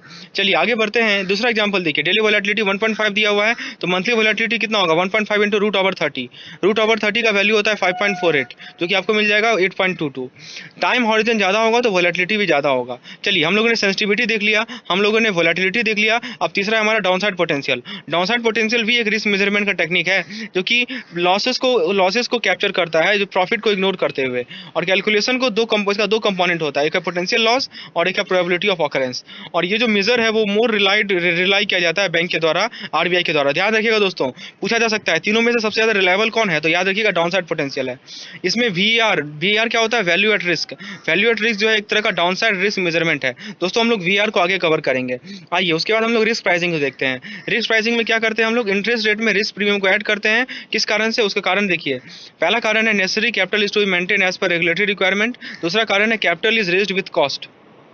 तो दोस्तों कैपिटल रिक्वायरमेंट रिस्क प्रीमियम क्यों ऐड किया जाता है ये बताइए, ये समझने का प्रयास कीजिए। इसका दो कारण है कि रेगुलेटरी रिक्वायरमेंट के अनुसार हमें कैपिटल को रखना है, और दूसरा ये है कि कैपिटल को रेज करना है कॉस्ट के साथ। एग्जांपल के तौर पर देखिए, मान लीजिए 100 लोन अकाउंट है और लेवल 2 रिस्क है सभी का। इसका क्या मतलब हुआ, इसका मतलब ये हुआ कि एवरेज लॉस जो है वो 2% है इन सभी लोन अकाउंट पे, तो रिस्क प्रीमियम 2% का लिया जाएगा रेट ऑफ इंटरेस्ट पे। ठीक है, ये याद रखिएगा। तो प्राइसिंग के अंदर क्या क्या आता है, cost of deploying fund, operating expense, loss probability और कैपिटल चार्ज। उसके बाद दोस्तों रिस्क मिटिगेशन पे आते हैं। तो क्रेडिट रिस्क को मिटिगेट करते हैं कोलेट्रल को एक्सेप्ट करके, थर्ड पार्टी गारंटी को एक्सेप्ट करके, और हमारा जो एडवांस है उसे डाइवर्सिफाई करके। तो ये तीन तरीका है जिसके थ्रू हम लोग क्रेडिट रिस्क को मिटिगेट करते हैं। इंटरेस्ट रेट रिस्क को कैसे मिटिगेट करेंगे, डेरिवेटिव्स को यूज करके या इंटरेस्ट रेट स्वैप को यूज करके। फॉरेक्स रिस्क को कैसे मिटिगेट करेंगे, फॉरवर्ड कॉन्ट्रैक्ट में इंटर करके या फ्यूचर में इंटर करके। यदि मान लीजिए हम लोग अलग अलग बिजनेस के लिए अलग अलग एडवांस देते हैं जिसका अलग अलग रिस्क परसेंटेज है, तो ओवरऑल रिस्क को रिड्यूस हो जाता है डाइवर्सिफिकेशन ऑफ पोर्टफोलियो के थ्रू। तो हाँ, ये सब कुछ टेक्निक है जिसके थ्रू हम लोग रिस्क को मिटिगेट करते हैं। अब दोस्तों हम लोग नेक्स्ट टॉपिक पे आते हैं, जो कि banking book, trading book end of balance sheet items है। इस पीडीएफ में जितने भी इंपॉर्टेंट पॉइंट्स हैं मॉड्यूल बी के, वो हमने कवर किया है। तो जिन लोगों को इस पीडीएफ की रिक्वायरमेंट है वो नीचे आपको व्हाट्सएप नंबर मिलेगा जिसपे आप मुझे मैसेज कर सकते हैं। आइए दोस्तों बैंकिंग बुक को समझते हैं। बैंकिंग बुक के अंदर जितने भी एडवांस हैं, डिपॉजिट्स हैं या बोरोइंग्स हैं जो कि कॉमर्शियल या रिटेल बैंकिंग से आते हैं वो सभी के सभी इंक्लूडेड हैं। और वो लोग और ध्यान रखिएगा बैंकिंग बुक्स के अंदर मैच्योरिटी तक हेल्ड किया जाता है और अकाउंटिंग का एक्रूवल सिस्टम अप्लाई किया जाता है। इसके अंदर जो रिस्क होते हैं वो लिक्विडिटी रिस्क होते हैं, इंटरेस्ट रेट रिस्क होते हैं, क्रेडिट डिफॉल्ट रिस्क होते हैं, मार्केट रिस्क होते हैं, ऑपरेशनल रिस्क होते हैं। अभी हम लोग सभी रिस्क के बारे में आगे डिटेल में डिस्कस करेंगे। ट्रेडेड रिस्क के बारे में जान लीजिए, ये वो इसके अंदर वो एसेट्स होते हैं जिसको मार्केट में ट्रेड किया जाता है, इसे मैच्योरिटी तक नहीं रखा जाता है और इनका जो पोजीशन है वो टाइम टू टाइम लिक्विडेट होता है। These are mark to market, that means difference between market price and book value is taken as profit. Trading book के अंदर क्या क्या आता है, इक्विटीज आता है, फॉरेन एक्सचेंज होल्डिंग्स आता है और कमोडिटीज आती है। ठीक है, इसके अंदर डेरिवेटिव्स भी आती है और जो रिस्क होता है उसके अंदर मार्केट रिस्क होता है। लेकिन ध्यान रखिए ऐसा मतलब नहीं है कि मार्केट रिस्क ही खाली है, क्रेडिट रिस्क भी हो सकता है और लिक्विडिटी रिस्क भी हो सकता है। और उसके बाद हमारा ऑफ बैलेंस शीट एक्सपोजर है, इसके अंदर contingent liabilities, guarantees, LC and other obligations आते हैं, इसके अंदर भी डेरिवेटिव्स आते हैं और ये जो है ट्रेडिंग बुक का भी पार्ट हो सकता है या बैंकिंग बुक का ही पार्ट हो सकता है after they become fund based exposure. अब दोस्तों टाइप ऑफ रिस्क पे आते हैं, तो देखिए रिस्क तो बता ही दिया हूं मैंने कि एक इनेबिलिटी है कि हम फंड को नहीं ऑब्टेन कर पाए। ठीक है, तो रिस्क किस किस टाइप का होता है, पहला है फंडिंग रिस्क। फंडिंग रिस्क का कारण क्या है, अनएंटिसिपेटेड विड्रॉल, मतलब कि पहले से सोचा नहीं गया था लेकिन विड्रॉ किया जा रहा है, पैसा निकाला जा रहा है। और एफडी का नॉन रिन्यूएबल, एफडी को रिन्यू भी नहीं किया जा रहा है। ठीक है, तो फंडिंग रिस्क आ जाएगा। टाइम रिस्क क्या होगा, non receipt of expected inflow from loans. ठीक है दोस्तों, non receipt of expected inflow from loan in time due to high rate NPA. तो एनपीए यदि ज़्यादा बढ़ जाएगा तो क्या होगा, लोन से जो रिसिप्ट है, जो एक्सपेक्टेड रिसिप्ट था वो नहीं मिल पाएगा हमें, तो उसे कहते हैं हम लोग टाइम रिस्क। उसके बाद दोस्तों कॉल रिस्क। कॉल रिस्क के लिए एक वर्ड याद रखिएगा, क्रिस्टलाइजेशन ऑफ कंटिजेंट लायबिलिटी। सी से कॉल रिस्क और सी से क्रिस्टलाइजेशन, ऐसे याद कर लीजिए। इंटरेस्ट रेट रिस्क जो होता है वो लॉस होता है किसके कारण, जो हमारा इंटरेस्ट रेट का एडवर्स मूवमेंट होता है उसके कारण। और उसका देखिए टाइप क्या क्या है, पहला टाइप है गैप और मिसमैच रिस्क। तो जैसा कि नाम ही है, ये जो रिस्क होता है वो गैप जो हमारा मैच्योरिटी है और जो मैच्योरिटी एसेट और लायबिलिटी का जो मैच्योरिटी है उसके जो गैप है उसके कारण जो रिस्क आता है उसे गैप और मिसमैच रिस्क कहते हैं। ठीक है, तो कभी कभी लॉन्ग टर्म लोन को हम लोग फंड करते हैं शॉर्ट टर्म डिपॉजिट के द्वारा। ठीक है, और जब मैच्योर हो जाता है वो डिपॉजिट तो लायबिलिटी को रिप्राइसिंग हो जाता है। उसके बाद दोस्तों बेसिस रिस्क है, change of interest rate on asset and liability में चेंज इन डिफरेंट मैग्नीट्यूड, दस क्रिएशन वैरिंग इन नेट रेसिडेंट इनकम। उसके बाद दोस्तों यील्ड कर्व रिस्क है। ठीक है दोस्तों, यील्ड क्या होता है, yield internal rate of return होता है सिक्योरिटीज पे, यानी हमें जो सिक्योरिटीज पे रिटर्न मिलती है उसे यील्ड कहते हैं। तो हायर इंटरेस्ट रेट सिनेरियो वो यील्ड को क्या कर देगा, रिड्यूस कर देगा और इसी कारण एसेट का वैल्यू क्या हो जाएगा, रिड्यूस हो जाएगा। ठीक है दोस्तों, और ये हमारा एनआईआई को भी अफेक्ट करता है। एनआईआई क्या होता है दोस्तों, नेट इंटरेस्ट इनकम। उसके दोस्तों एम्बेडेड ऑप्शन रिस्क, यहाँ पे क्या होता है कि इंटरेस्ट रेट का एडवर्स मूवमेंट के कारण कभी कभी हमारा सीसी या हमारा डिमांड लोन या टर्म लोन का प्री पेमेंट हो जाता है दोस्तों। इसके कारण क्या होगा, प्रीमैच्योर विड्रॉल। जब भी प्रीमैच्योर विड्रॉल दिखे एम्बेडेड ऑप्शन रिस्क पे टिक लगाना है, इसके कारण भी हमारा एनआईआई रिड्यूस हो जाएगा, इसे हम लोग एम्बेडेड रिस्क कहते हैं। उसके बाद है दोस्तों री इन्वेस्टमेंट रिस्क। तो interest rate is uncertainty with regard to interest rate at which future cash flow could be re invested. अगला है दोस्तों मार्केट रिस्क। मार्केट रिस्क एक तरह का reduction in mark to market value होता है किसी ट्रेडिंग पोर्टफोलियो का, जैसे equities, commodities, currency etcetera. Price risk कब होता है, जब एसेट को मैच्योरिटी से पहले ही बेच दिया जाए। ठीक है, आपको पता होगा बॉन्ड प्राइस और यील्ड में इन्वर्स रिलेशन होता है। ठीक है, और आज जो हमारा आईआर आ रहा है, इंटरनल रेट ऑफ रिटर्न है, वो हमारे इंस्ट्रूमेंट के प्राइस को अफेक्ट करते हैं। फॉरेक्स रिस्क को हम लोग मार्केट रिस्क भी कहते हैं। ठीक है, क्रेडिट रिस्क कब होता है, जब बोरोवर जो है अपना कमिटमेंट को मीट नहीं कर पाता है। वो दो तरह का होता है, काउंटर पार्टी और एक कॉन्ट्री रिस्क। काउंटर पार्टी कब होता है, जब बोरोवर इनेबल हो जाता है, वो समर्थ नहीं है, वो असमर्थ है, अब वो जो है अब वो इसलिए उसका जो अकाउंट है वो नॉन परफॉर्मिंग अकाउंट हो गया है, तो वो काउंटर पार्टी रिस्क होता है। और कॉन्ट्री रिस्क कब होता है कि जब कोई कंट्री के कारण जो रिस्ट्रिक्शन इंपोज किया गया है उस कारण से बोरोवर परफॉर्म नहीं कर पा रहा है, तो उसे कॉन्ट्री रिस्क कहते हैं। उसका दोस्तों ऑपरेशनल रिस्क आता है। ऑपरेशनल रिस्क किस कारण से होता है, इंटरनल प्रोसीड्यूर में कुछ फेलियर आ जाए, पीपल में कुछ फेलियर आ जाए, सिस्टम में कुछ फेलियर आ जाए, जैसे मान लीजिए डकैती हो गया, फ्लड आ गया, फायर हो गया। ठीक है, तो इसके कारण कौन कौन से रिस्क आते हैं, fraud risk, communication risk, documentation risk, regulatory risk, compliance risk and legal risk. ठीक है, ट्रांजैक्शन रिस्क कब होगा, जैसे मान लीजिए फ्रॉड के कारण जो रिस्क आता है या बिजनेस प्रोसेस फेल हो गया उसके कारण रिस्क आता है। कॉम्प्लाइंग रिस्क कब होता है, जब रेगुलेशन जो है, जो लॉज हैं और जो कोड ऑफ कंडक्ट हैं उसको हम लोग उसको कंप्लाई नहीं कर पाए। दोस्तों इसके अलावा कुछ और रिस्क है जो कि देख लेते हैं। एक है स्ट्रेटेजिक रिस्क, जो कि एडवर्स बिजनेस डिसीजन के कारण आता है, या हमारा जो बिजनेस चेंज है उसके लिए हम लोग रिस्पॉन्सिबल नहीं है, रिस्पॉन्सिबनेस नहीं है, तो स्ट्रेटजी रिस्क आता है, या कोई स्ट्रेटजी ही नहीं है बिजनेस गोल का। रेपुटेशन रिस्क कब आता है? जब हमारा पब्लिक ओपिनियन नेगेटिव हो, जब लोगों के बीच में नेगेटिव बातें हो रही हो हमारे बारे में, हमारा कस्टमर बेस घट जाए। उसका सिस्टमिक रिस्क कब आता है? जब सिंगल बैंक फेलियर हो जाए, जैसे कारण पूरा का पूरा होल बैंकिंग सिस्टम ही कहीं आपका कोलैप्स हो जाए। जैसे कि एग्जाम्पल के तौर पर 1974 की बात है, हर्स्टेड बैंक जर्मनी में क्लोज हो गया, जिसके कारण पूरा बैंकिंग सिस्टम पे इफेक्ट पड़ा था, तो वो सिस्टमिक रिस्क होता है दोस्तों। चलिए बेसल 1 पे आते हैं। 1996 का अमेंडमेंट है, ये इंटरनल रिस्क रेटिंग मॉडल को यूज करने के लिए अलाउ किया बैंकों को। उसके बाद इसमें बैक टेस्टिंग का यूज किया जाता है, इसमें बैंक को अलाउ किया जाता है कि वो शॉर्ट टर्म सबऑर्डिनेट डेब्ट को यूज करें। और इसमें देखिए अब हम लोग समझते हैं CRR क्या होता है? Capital to risk weight asset ratio कैसे कैलकुलेट करेंगे? तो Basel 1 required measurement of capital adequacy in respect of credit risk and market risk only. तो देखिए इसमें कोई ऑपरेशनल रिस्क नहीं था, केवल दो ही रिस्क था, credit risk and market risk. अब फॉर्मूला क्या था? तो कैपिटल फंड जो कि टायर 1 और टायर 2 है, उसके आप लोग नोमिनेटर में पुट कीजिए, और डिनोमिनेटर में आप लोग credit risk plus market risk plus operational risk को पुट कीजिए, और उसको 100 से मल्टीप्लाई कर दीजिए। ठीक है दोस्तों, अब देखिए मिनिमम रिक्वायरमेंट CRR के अनुसार हम लोग बेसल 1 को पढ़ रहे हैं, वो क्या है? तो बेसल 2 के रिकमेंडेशन के अनुसार 8% है, RBI गाइडलाइन कहती है 9%, जो इंश्योरेंस बिजनेस बैंक कर रही है उसके लिए 10%, जो न्यू प्राइवेट सेक्टर बैंक है उसके लिए 10%, जो लोकल एरिया बैंक है उसके लिए 15%, और डिविडेंड डिक्लेरेशन बाय बैंक के लिए है 9%। अब देखिए टायर 1 और टायर 2 कैपिटल को समझते हैं दोस्तों। तो टायर 1 कैपिटल में क्या क्या आता है? पेड अप कैपिटल आता है, स्टैट्यूटरी रिजर्व आता है, अदर डिस्क्लोज फ्री रिजर्व आता है, कैपिटल रिजर्व आता है। ये सब कंपोनेंट्स आपके टायर 1 के हैं, और ये सब नीचे वाले कंपोनेंट्स आपके टायर 2 के हैं। इसे एक बार देख लीजिएगा, इस पे आपको केस स्टडी पूछा जा सकता है। और दोस्तों मैंने अच्छे तरीके से इसे आप लोग का यूनिट मॉड्यूल डी का जो पहला यूनिट है रिस्क रेगुलेशन एंड कैपिटल वाला, उसको मैंने अच्छे तरीके से कवर किया है। वहाँ पे मैंने समझाया भी है कि टायर 1 का क्या कंपोनेंट होता है, टायर 2 का क्या कंपोनेंट होता है। इसे आप लोग एक बार नजर दोहरा लीजिए। इसमें जो सबसे इंपॉर्टेंट है वो मैं बता देता हूँ। जो रिवैल्यूएशन रिजर्व है वो टायर 1 का पार्ट है, और उसे 55% डिस्काउंट पे ऑफर किया जाता है। दोस्तों यदि आप लोग जानना चाहते हैं कि इस पे क्वेश्चन को कैसे सॉल्व करना है, तो मेरे केस स्टडी वाली प्लेलिस्ट में चले जाइए, वहाँ पे मैंने अच्छे तरीके से सभी केस स्टडी को, सभी possible type of case study को कवर किया है दोस्तों। आइए CRAR को देखते हैं। CRAR को इंप्रूव करने का दो तरीका, एक तो कैपिटल को बढ़ा दो, ठीक है, टायर 1 कैपिटल को बढ़ा दो, जिसके कारण जो है इक्विटी स्टेक जो है वो घट जाएगा, ठीक है। दूसरा तरीका है कि रिस्क वेट एसेट को घटा दो, सिंपल सी बात है। आप बेसिकली CRAR तो रेशियो होता है ना, हमारा रेशियो किस चीज़ का रेशियो है? नोमिनेटर में कैपिटल होता है, डिनोमिनेटर में आपका ये होता है RWA होता है। तो आपको CRAR को बढ़ाना है तो ऑब्वियस सी बात है, दो ऑप्शन है आपके पास, या तो कैपिटल को बढ़ा दो यानी नोमिनेटर को बढ़ा दो, यानी तो डिनोमिनेटर को घटा दो यानी कि RWA को आप घटा दो। अब देखिए कुछ एसेट का रिस्क वेट यहाँ पे दिया हुआ है, इसे आप लोग एक बार देख लेंगे, ठीक है। यानी कि इसको मैंने अच्छे तरीके से समझाया भी अपने वीडियो लेसन में, क्योंकि ये शॉर्ट वीडियो है इसलिए यहाँ पे हम लोग डिटेल डिस्कशन नहीं कर रहे हैं इसके बारे में। तो जो मेन पॉइंट्स है वो केवल कवर कर रहे हैं। तो इसे आप लोग एक बार देख लीजिएगा कि अलग अलग एसेट का कितना कितना रिस्क वेट अलॉट किया गया है। वैसे तो ये डाटा आपको क्वेश्चन में दी गई होंगी। अब हम लोग आते हैं बेसल 2 में। बेसल 1 और बेसल 2 में अंतर क्या था कि बेसल 1 क्रेडिट रिस्क को और मार्केट रिस्क को ही मेजर करता है, लेकिन बेसल 2 तीन तरह के रिस्क को मेजर करता है, इसमें ऑपरेशनल रिस्क भी जुड़ जाता है, ठीक है। अब अलग अलग बोरोवर के लिए अलग अलग रिस्क वेट को अलॉट किया गया, जैसे AAA, AA, BBB, BB, ठीक है।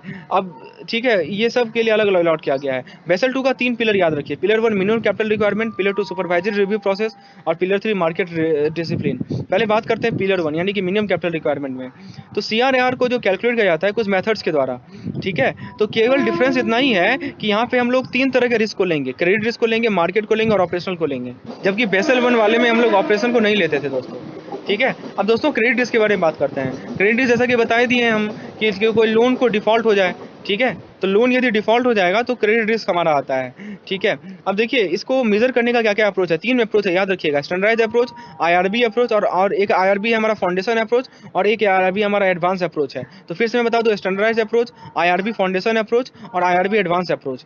अब देखिए स्टैंडर्डाइज अप्रोच में क्या होता है, RBI ने सभी बैंकों को डायरेक्ट किया है कि वो स्टैंडर्डाइज अप्रोच को अडॉप्ट करे क्रेडिट रिस्क के लिए। स्टैंडर्डाइज अप्रोच में क्या होता है कि रिस्क रेटिंग क्रेडिट एजेंसी करती है। इसके लिए कौन कौन सी एजेंसी अप्रूव्ड है, तो CARE, फिच इंडिया, क्रिसिल और इकरा। अब देखिए रिस्क वेट कितना कितना असाइन किया गया है RBI के द्वारा। देखिए AAA कॉर्पोरेट है तो 20%, AA कॉर्पोरेट है तो 30%, A कॉर्पोरेट है तो 50%, BBB है तो 100%, BB एंड बिलो है तो 150%। और इसी तरह आप देख सकते हैं education loan, housing loan, commercial real estate और अनरेटेड एक्सपोजर को कितना रिस्क दिया गया है एज पर स्टैंडर्डाइज अप्रोच। अब दोस्तों दूसरा है हमारा IRB है, internal based rating based approach. इसमें क्या है, जितने भी एडवांस 5 करोड़ से एबव हैं उसे हम लोग उसको रेट किया जाता है एक्सटर्नल एजेंसी के द्वारा, ठीक, हमारे बैंक में। और IRBA जो है एक बैंक का इंटरनल असेसमेंट है, इसका दो वेरिएंट है, एक फाउंडेशन है और एक हमारा एडवांस है।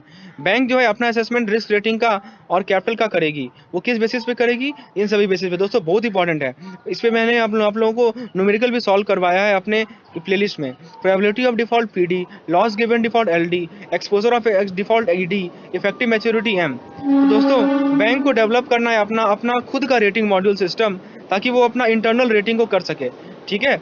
और ये इंटरनल रेटिंग को कैसे, किस बेसिस पे हम लोग करते हैं, किस पर्पस के लिए करते हैं, क्रेडिट डिसीजन के लिए, डिटर्मिनेशन ऑफ पावर के लिए और प्राइस फिक्सिंग के लिए। दोस्तों ये सभी पे बेसिस पे एक क्वेश्चन पूछा जाता है, जो कि अभी मैंने रिसेंटली अपने प्रीवियस ईयर क्वेश्चंस में डिस्कस किया था। अब दोस्तों RW को कैलकुलेट करने का क्या स्टेप है? पहला स्टेप है फंड बेस्ड और नॉन फंड बेस्ड एक्सपोजर को कैलकुलेट कर लो। दूसरा स्टेप है अलाउबल रिडक्शन को ले लो। तीसरा स्टेप है रिस्क वेट को अप्लाई करो रेटिंग के अनुसार। चौथा स्टेप है रिस्क बेस्ड एसेट को कैलकुलेट करो। और पांचवा स्टेप है कैपिटल चार्ज को कैलकुलेट करो। और छठा स्टेप जानते ही होंगे, CRAR को कैलकुलेट करो। दोस्तों मैंने अपने केस स्टडी में अच्छे तरीके से इन सभी स्टेप को समझाया है, क्योंकि ये पूरा का पूरा यदि मैं करने लगूंगा तो 15 से 20 मिनट इसी में लग जाएगा, तो आप वहां पे जाके उसे समझ लीजिए, ठीक है दोस्तों, यदि आप लोग डिटेल में देखना चाहते हैं तो। अब हम लोग हेयर कट पे आते हैं। देखिए हेयर कट में क्या है, एलिजिबल फाइनेंशियल कोलेटरल क्या क्या है, deposit being maintain by borrower under lean, cash, gold, government securities, उसके अलावा mutual funds, equity and convertible bonds, ठीक है। अब देखिए जो लीन के अंदर डिपॉजिट्स है उसके लिए फॉर्मूला क्या है, C/1 - HFX × MF। सी क्या है, अमाउंट ऑफ डिपॉजिट है, HFX 0 होता है यदि करेंसी सेम होता है तो, HFX 0.08 होता है यदि डिफरेंट करेंसी है तो, और MF हमारा मैच्योरिटी फैक्टर है। यदि हमारे अप्रूव्ड फाइनेंशियल कोलेटरल्स है उसके लिए फॉर्मूला है C/1 - SC - HFX × MF - E × HE, ठीक है। हेयर कट क्या होता है, हेयर कट एक तरह का एडजस्टमेंट है जो कि एक्सपोजर के लिए हम लोग करते हैं, जो वैसा एक्सपोजर जो कि काउंटर पार्टी और collateral and also the value of collateral received to take account of possible fees. देखिए आगे में जो फ्लक्चुएशन आएगा उसको हम लोग ध्यान में रखते हुए एडजस्टमेंट करते हैं दोस्तों, ठीक है। अब देखिए इसके लिए कैपिटल रिक्वायरमेंट का एक फॉर्मूला है जो कि यहाँ पे मैंने E स्टार करके लिखा है, मैक्सिमम ऑफ 0 और E × 1 + HE - C × 1 - SC - HFX। E star क्या है, exposure value after risk mitigation, यानी रिस्क मिटिगेशन के बाद जो एक्सपोजर वैल्यू है वो। E क्या है हमारा, करंट वैल्यू ऑफ एक्सपोजर, अभी का जो एक्सपोजर है वो, ठीक है। C क्या है हमारा, C है दोस्तों current value of collateral received. HFX क्या है, haircut appropriate for currency mismatch, और SC तो जानते ही होंगे, ठीक है दोस्तों। तो ये फॉर्मूला को ध्यान में रखना है आप लोगों को। और SC क्या होता है, हेयर कट फॉर कोलेटरल। तो दोस्तों यदि डिटेल में जानना है तो आप मेरे प्लेलिस्ट में चले जाइए, मैंने हेयर कट को अच्छे तरीके से समझाया है, एग्जाम्पल भी करवाया है, न्यूमेरिकल भी करवाया है दोस्तों। हम लोग मार्केट रिस्क पे आते हैं, तो हम लोग क्रेडिट रिस्क देख लिया, मार्केट रिस्क पे आते हैं। तो मार्केट रिस्क क्या होता है, जब मान लीजिए कि हमारा बैलेंस शीट में कुछ लॉस हो जाए या ऑफ बैलेंस शीट आइटम में कुछ लॉस हो जाए, ठीक है, किस कारण से, जो हमारा मार्केट प्राइस में मूवमेंट हो रहा है उस कारण से, ठीक है दोस्तों। तो एक तरह का रिस्क है adverse deviation of mark to market value of trading portfolio. इसके अंदर क्या क्या आता है, पहले रिस्क को आइडेंटिफाई करो, रिस्क को मेजर करो, रिस्क को मॉनिटर करो, रिस्क को कंट्रोल करो और रिस्क को मिटिगेट करो। ये 4 प्रोसेस है दोस्तों। आप एल्को याद रखिएगा, एल्को क्या है, एसेट लायबिलिटी कमिटी। ये फ्रिक्वेंटली, ये ध्यान दीजिए, ये फ्रीक्वेंट इंटरवल पे मीटिंग करते हैं और डिसीजन लेते हैं प्रोडक्ट प्राइसिंग से रिलेटेड, मैच्योरिटी प्रोफाइल से related, interest rate, funding policy से रिलेटेड। मार्केट रिस्क को मेजर किया जाता है सेंसिटिविटी के बेसिस पे और डाउनसाइड पोटेंशियल के बेसिस पे। अब देखिए सेंसिटिविटी के बेसिस पे कैसे मेजर किया जाता है, अभी मैंने बताया था कि मार्केट में रेट में जो चेंज आता है उसका बॉन्ड के वैल्यू से इन्वर्स रिलेशन होता है, यानी कि जितना ज़्यादा इंटरेस्ट रेट होगा बॉन्ड का वैल्यू उतना ही कम होगा। यानी तो उल्टा कहें तो यदि इंटरेस्ट रेट घटेगा तो बॉन्ड का वैल्यू ज़्यादा होगा। यदि मान लीजिए मार्केट में ज़्यादा तरलता है, ज़्यादा लिक्विडिटी है, इसी कारण क्या होगा कि हमारा सिक्योरिटी का डिमांड बढ़ जाएगा, इसी कारण क्या होगा कि मार्केट के इंस्ट्रूमेंट का प्राइस भी बढ़ जाएगा। अब देखिए 2 मेथड है रिस्क असेसमेंट का, एक है बेसिक पॉइंट वैल्यू, दूसरा है हमारा ड्यूरेशन मेथड। मैं बात कर रहा हूँ सेंसिटिविटी मेजरमेंट की। बेसिक पॉइंट वैल्यू में क्या होता है, this is change in value of security due to 1 basis point change in market yield. Market yield में यदि 1 बेसिस पॉइंट चेंज हो रहा है तो हमारा सिक्योरिटी पे कितना चेंज आ रहा है, वही होता है हमारा बेसिक पॉइंट रिस्क। यानी कि change in yield upon change in yield को हम लोग डिनोमिनेटर में लिखेंगे और चेंज इन प्राइस को हम लोग नोमिनेटर में लिखेंगे। तो जितना ज़्यादा हाई बीपीवी ज़्यादा होगा उतना ही ज़्यादा रिस्क भी होगा, ठीक है। ये तो हमारा था बेसिक पॉइंट वैल्यू मेथड। दूसरा है ड्यूरेशन मेथड। ड्यूरेशन क्या होता है दोस्तों, एक वो टाइम होता है जिसमें बॉन्ड होल्डर को वेट करना होता है ताकि वो अपने बॉन्ड का प्रेजेंट वैल्यू को ले सके। जैसे मान लीजिए 5 साल का बॉन्ड है, फेस वैल्यू है 100 रुपया, 6% उसका रेट ऑफ इंटरेस्ट है, उसका मैक्सिमम ड्यूरेशन है 3.7 ईयर। इसका मतलब मैं समझाता हूँ, इसका मतलब ये हुआ कि आपको 130 रुपया का टोटल कैश फ्लो 5 साल तक मिलेगा और उसे डिस्काउंट यदि कीजिएगा प्रेजेंट वैल्यू से तो वो इक्विवेलेंट होगा जो कि आपको 3.7 साल तक अमाउंट मिलेगा। इसको डिटेल में मैंने समझाया है अपने मार्केट रिस्क वाले वीडियो में, आप वहां जाके देख सकते हैं। और मैक्सिमम ड्यूरेशन का फॉर्मूला तो पता ही होगा आपको, PV times T divided by P summation of PV। और मॉडिफाइड ड्यूरेशन के लिए क्या कहते हैं, जो मैक्यूलर ड्यूरेशन को हम लोगों ने निकाला है उसको नोमीटर में लिखेंगे, डिवाइड करेंगे 1 प्लस यील्ड को। एक और फॉर्मूला है दोस्तों, percentage change in price is equal to modified duration time change in yield, ये याद रखिएगा। चलिए, तो एक पहला हम लोगों ने duration method basic BPV method देखा, उसके बाद ड्यूरेशन देखा। अब डाउन साइड पोटेंशियल को देखते हैं। तो डाउन साइड पोटेंशियल किसको कैप्चर करता है, ये कैप्चर करता है लॉस इग्नोरिंग, प्रॉफिट को नहीं लेता है, केवल लॉस को कैप्चर करता है, ठीक है। और ये सबसे रिलायबल मेथड है, मैंने बताया था। इसमें वैल्यू एट रिस्क का कंसेप्ट आता है दोस्तों।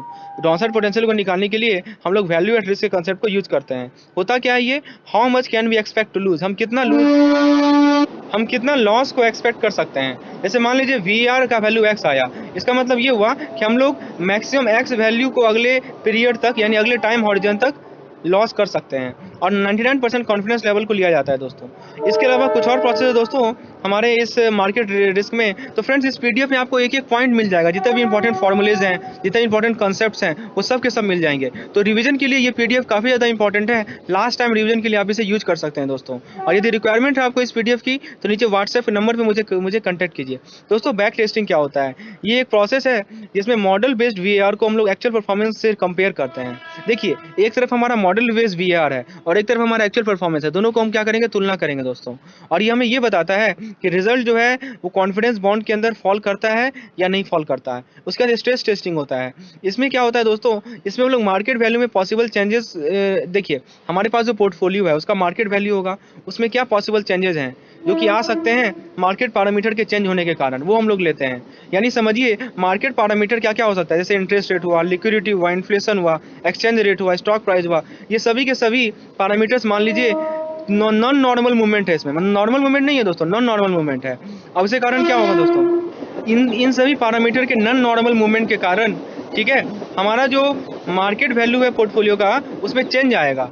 तो ये स्ट्रेस टेस्टिंग वही चेंज को बताता है। इसके अंदर 4 टेस्ट होते हैं, एक सिंपल सेंसिटिविटी टेस्ट, एक सिनेरियो टेस्ट, एक मैक्सिमम लॉस और एक एक्सट्रीम वैल्यू थ्योरी। दोस्तों बहुत इंपॉर्टेंट टॉपिक है स्ट्रेस थ्योरी, ठीक है। सिंपल सेंसिटिविटी टेस्ट में क्या होता है, यदि मान लीजिए अभी जो मैंने फैक्टर बताया, पैरामीटर बताया ना, मान लीजिए वो एक्सचेंज रेट पैरामीटर है, तो शॉक जो हो सकता है एक्सचेंज रेट +2 हो, +4 हो, +6 हो। सिनेरियो में क्या होता है, it is leading stress testing technique, ये सबसे इंपॉर्टेंट स्ट्रेस टेस्टिंग टेक्निक है। इसके अंदर हम लोग शॉक को ये स्पेसिफाई करता है, ठीक है, यदि कोई इवेंट हुआ ऐसा तो ये कॉन्सिक्वेंस बताता है किसी फर्म के लिए या किसी एक्सट्रीम के लिए। और ये अपना बेसिस होता है इसका हिस्टोरिकल इवेंट, यानी कि जो हिस्टोरिकल एनालिसिस है उसको करके ये आगे क्या फोरकास्ट करता है। दोस्तों मैक्सिमम लॉस में क्या होता है, इस अप्रोच में हम लोग पोर्टफोलियो के रिस्क को एसेस करते हैं कि कैसे आइडेंटिफाई करते हैं most potential combination of move of market risk. और लास्ट है हमारा एक्सट्रीम वैल्यू थ्योरी, ठीक है। चलिए अब हम लोग VR को समझते हैं। VR को अभी मैंने बताया था कि how much we can expect to lose. अब कैलकुलेशन ऑफ VR को कैलकुलेट कैसे किया जाएगा, तो इसका फॉर्मूला है market factor sensitivity into daily volatility, market factor sensitivity into daily volatility into probability at a given confidence level. ये formula आप लोग याद रखिएगा। जैसे मान लीजिए कि 1% चेंज इंटरेस्ट रेट का आपको इंपैक्ट निकालना है, वो मान लीजिए 6000 दिया हुआ है, डेली वोलेटिलिटी आपको 3% दिया हुआ है, कॉन्फिडेंस इंटरवल 99% दिया हुआ है। तो दोस्तों probability of occurrence at 99% confidence interval is 2.2326, ये आपको टेबल से मिल जाएगा। और हमारा डिफिशियंस पीरियड है 1 डे। तो VR कैसे निकालिएगा, अभी मैंने फॉर्मूला बताया। मार्केट फैक्टर सेंसिटिविटी कितना है, सेंसिटिविटी मैंने बताया था ना दोस्तों, ठीक है। इंटरेस्ट रेट के चेंज होने के कारण हमारा क्या इंपैक्ट हो रहा है, वो हमारा सेंसिटिविटी होता है। तो 6000 आप लोग लिख दीजिएगा मार्केट फैक्टर सेंसिटिविटी की जगह। डेली वोलेटिलिटी आपका कितना है, डेली वोलेटिलिटी 3% है, 3 लिख दीजिए। और हमारा कॉन्फिडेंस लेवल पे प्रोबेबिलिटी कितना है हमारा 2.326, आपको मल्टीप्लाई कर दीजिए तो आपको VAR मिल जाएगा दोस्तों। इसके बाद दोस्तों हमारा लास्ट स्लाइड है रिस्क मैनेजमेंट। अब रिस्क को मैनेज कैसे किया जाए, तो मार्केट रिस्क को कंट्रोल किया जाता है बिजनेस पॉलिसी को इंप्लीमेंट करके और मार्केट लिमिट को सेट करके या कोई इकोनॉमिक मेजर के थ्रू कंट्रोल किया जाता है, ठीक है। अब देखिए क्या क्या हमारे पास तरीके हैं। पहला है लिमिट एंड ट्रिगर्स, दूसरा है रिस्क मॉनिटरिंग और तीसरा है मॉडल ऑफ एनालिसिस। अब दोस्तों कैपिटल चार्ज मार्केट रिस्क को कैसे कैलकुलेट करेंगे, तो बेसल कमेटी ने 2 मेथड बताया है मार्केट रिस्क के कैपिटल चार्ज को कैलकुलेट करने के लिए। एक है स्टैंडर्डाइज अप्रोच और एक है इंटरनल रिस्क मैनेजमेंट अप्रोच। तो फ्रेंड्स इस प्रकार से मैंने सारे इंपॉर्टेंट पॉइंट्स आपके साथ कवर किए, और जो भी पॉइंट्स बचे हुए हैं उसको आप क्या कीजिए कि मेरे केस स्टडी वाले वीडियो से कवर कर लीजिए। सभी वीडियो मैक्सिमम 10 मिनट के हैं, एवरेज 10 मिनट के। तुरंत आपको कंसेप्ट क्लियर होते चला जाएगा, ठीक है, ज़्यादा टाइम भी नहीं लगेगा। और फ्रेंड्स, जो मेरे और भी जो थ्योरी वाली वीडियोज़ है उसमें खाली इंपॉर्टेंट पॉइंट्स ही मैं डिस्कस किया हूँ, कोई भी स्क्रैप डिस्कस नहीं किया हूँ, ठीक है। तो आप जल्द से जल्द रिवीजन के लिए उसे भी यूज कर सकते हैं। तो फ्रेंड्स, यदि आपको और भी पीडीएफ की रिक्वायरमेंट है क्विक रिवीजन के लिए तो आप मुझे कॉन्टैक्ट कर सकते हैं। यदि ये लेसन पसंद आया हो तो एक लाइक जरूर कीजिएगा, चैनल को सब्सक्राइब कीजिए और मैक्सिमम से मैक्सिमम इसे शेयर कीजिए। धन्यवाद। Welcome to my channel JAIIB NCERT made simple. तो दोस्तों, आज हम लोग अपने इस सेशन में बीएफएम के मॉड्यूल सी का क्विक रिवीजन हम लोग करेंगे। तो फ्रेंड्स, जो भी बुलेट पॉइंट्स हैं मॉड्यूल सी के, क्योंकि आप जानते हैं मॉड्यूल सी में ज़्यादातर थ्योरेटिकल एस्पेक्ट ज़्यादा है, ठीक है। केस स्टडी भी पूछा जाता है, केस स्टडी वाला टॉपिक भी है, लेकिन थ्योरेटिकल पार्ट भी है। तो हम लोग जो थ्योरेटिकल पार्ट है उसे हम लोग इस मॉड्यूल में कंप्लीट करेंगे, क्योंकि अब एग्जामिनेशन में काफ़ी कम समय बचा है, तो ये काफ़ी ज़्यादा इंपॉर्टेंट है कि आप क्विक रिवीजन करें। तो हमारे मॉड्यूल सी में कुल मिलाकर 5 यूनिट हैं, 5 या 6 यूनिट मान के चलिए आप, क्योंकि डेरिवेटिव 1 और डेरिवेटिव 2 अलग अलग पार्ट किया गया है बुक में। तो जो मेन पॉइंट्स हैं, आप मैकमिलन बुक को पढ़िए या उसका शॉर्ट नोट्स आप यहाँ देख सकते हैं। टू द पॉइंट मैं आप लोगों को नोट प्रोवाइड कर रहा हूँ, तो अंतिम तक बने रहिएगा। हम लोग चारों के चारों टॉपिक को डिस्कस करेंगे शुरू से लेकर अंत तक। तो ये आपका क्विक रिविजन अगला 15 से 20 मिनट में आप ध्यान से मेरी बातों को सुनिए, तो आप लोग इस चीज़ को कवर कर लेंगे, मॉड्यूल सी को कवर कर लेंगे।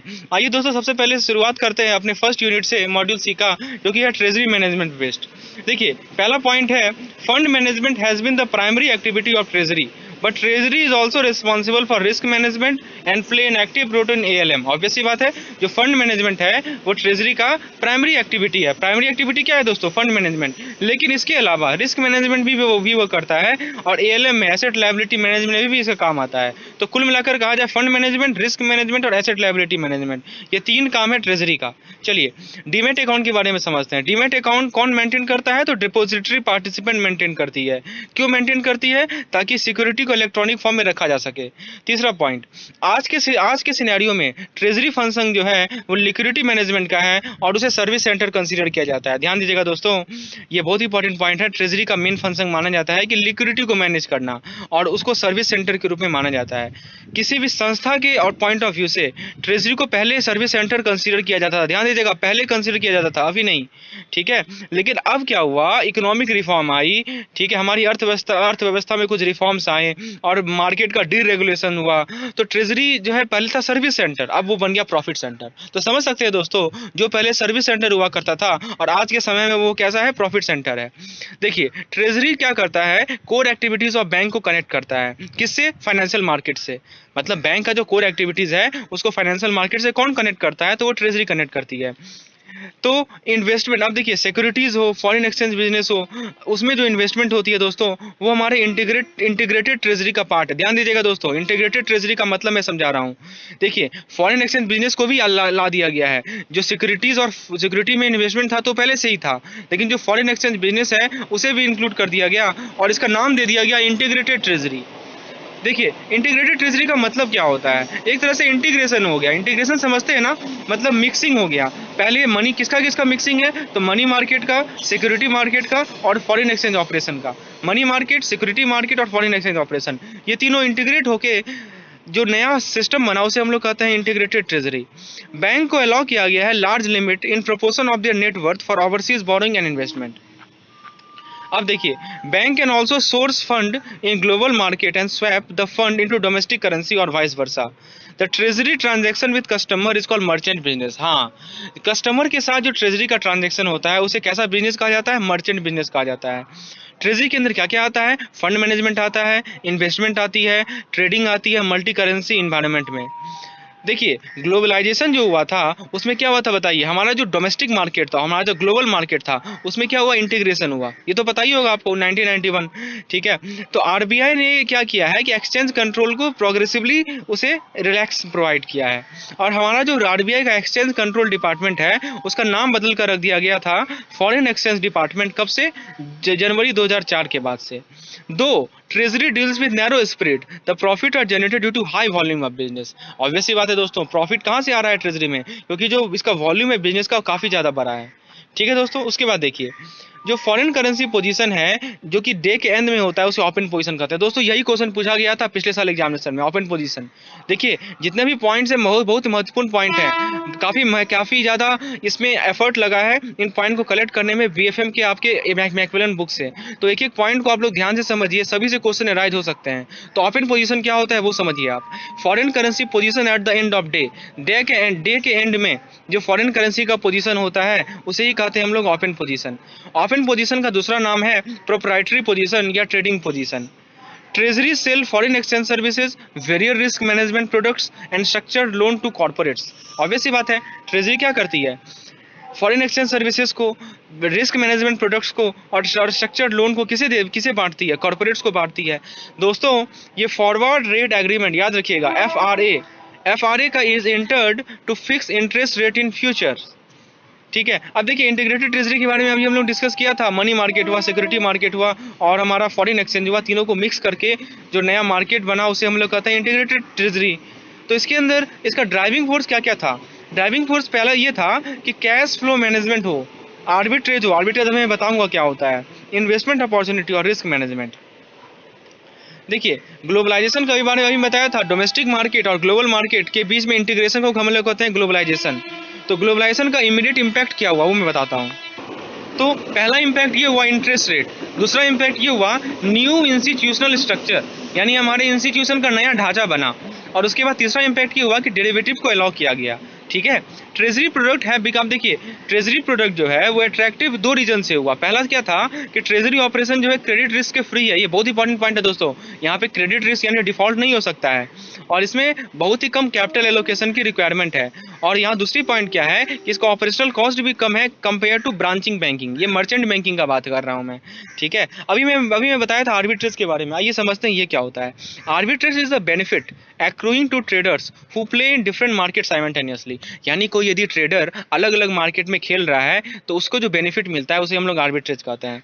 चलिए ये था हमारा मॉड्यूल पहला यूनिट, ठीक है, हमारे मॉड्यूल सी का पहला यूनिट। अब हम लोग दूसरे यूनिट पे आते हैं जो कि ट्रेजरी प्रोडक्ट है। तो जितने भी इंपॉर्टेंट पॉइंट्स है वो हम लोगों ने अभी देख लिया। अब आइए जैसे दोस्तों जरा ट्रेजरी प्रोडक्ट को देखते हैं। In foreign exchange market free currency can be bought and sold readily, obvious सी बात है, जो फ्री करेंसी है उसे खरीदा भी जा सकता है, उसे बेचा भी जा सकता है। Free currency belongs to that country whose market are highly developed and where exchange control are practically dispensed with. Foreign exchange market is most transparent and is virtual market. तो ऑब्वियस सी बात है ये पारदर्शी है हमारा फॉरेन एक्सचेंज मार्केट, ठीक है, और ये वर्चुअल मार्केट है। फॉरेन एक्सचेंज मार्केट में भी called near perfect with N efficient price discovery system. Spot settlement तो पता होगा कब होता है आपको, कब होता है बताइए, जब 2 वर्किंग डेज जो ट्रेडिंग डे है उसके 2 वर्किंग डे के बाद होता है, यानी कि तीसरे दिन होता है। और जो कस्टमर जो एक्सपेक्ट कर रहे हैं फॉरेन करेंसी ट्रांजैक्शन को, वो अपने रिस्क को कवर करते हैं कैसे, फॉरवर्ड कॉन्ट्रैक्ट में इंटर करके। देखिए दोस्तों फॉरवर्ड कॉन्ट्रैक्ट में इंटर करके कस्टमर को क्या फायदा होता है कि वो अपने रिस्क को कवर करते हैं। ये इंपॉर्टेंट पॉइंट्स है, ध्यान रखिएगा। Treasury इंटर्स into forward contract for making profit out of price movement. देखिए forward exchange rate are arrived on the basis of interest rate differential of two currencies। एक वर्ड है स्वैप। स्वैप पता है आपको क्या होता है? स्वैप देखिए स्पॉट और फॉरवर्ड ट्रांजैक्शन के कॉम्बिनेशन को हम लोग कहते हैं स्वैप, ठीक है। Swap route is use extensively to convert cash flow from one currency to other currency. तो दोस्तों आपका स्पॉट हुआ और आपका फॉरवर्ड ट्रांजैक्शन है, दोनों के कॉम्बिनेशन को हम लोग कहते हैं स्वैप। और ये जो स्वैप रूट है इसको यूज किस लिए किया जाता है? ताकि कैश फ्लो को वन करेंसी से दूसरे करेंसी में हम लोग कन्वर्ट कर सकें। Inter bank loans, short term investment and nostro account are the avenues of investment of forex surplus. दोस्तों बताइए नॉस्ट्रो अकाउंट क्या होता है? Nostro account basically current account है जो कि फॉरेन करेंसी में मेंटेन किया जाता है बैंक के द्वारा, किस with their correspondent bank in the home currency of the country, ठीक है, ऑब्वियस ही बात है। देखिए एक ऐसा अकाउंट है जो कि फॉरेन करेंसी में मेंटेन किया जाता है बैंक के द्वारा, जिसका अपना अकाउंट अपने भारत में अपने कंट्रीज में हो। Balance handy nostro account do not earn any interest. हाँ, जो बैलेंस नॉस्ट्रो अकाउंट में होगा उस पर कोई ब्याज नहीं मिलता है। जो फॉरेन बिल है उसका जो रीडिस्काउंटिंग होता है वो इंटर बैंक एडवांस होता है। दोस्तों RBI has allowed bank to include rediscounting of bill in their credit portfolio. Money market, आप देखिए मनी मार्केट के बारे में आते हैं, ये सब एकदम क्विक पॉइंट है जो कि आपको एक नंबर में पूछा जाता है। जैसे देखिए आजकल का क्वेश्चन का पैटर्न तो पता ही होगा, which of the following are correct. Option में ए दे देगा बी में दे देगा ये, सी में दे देगा ये, डी में दे देगा ये। ऐसे ही तो क्विक पॉइंट्स क्वेश्चन बनाता है, तो आपको ये सब पॉइंट एकदम हाईलाइटेड टू द पॉइंट ध्यान रखना है दोस्तों। अब देखिए मनी मार्केट क्या होता है। Money market short term resource को रेज करना और डेवलप करने को मनी मार्केट कहते हैं।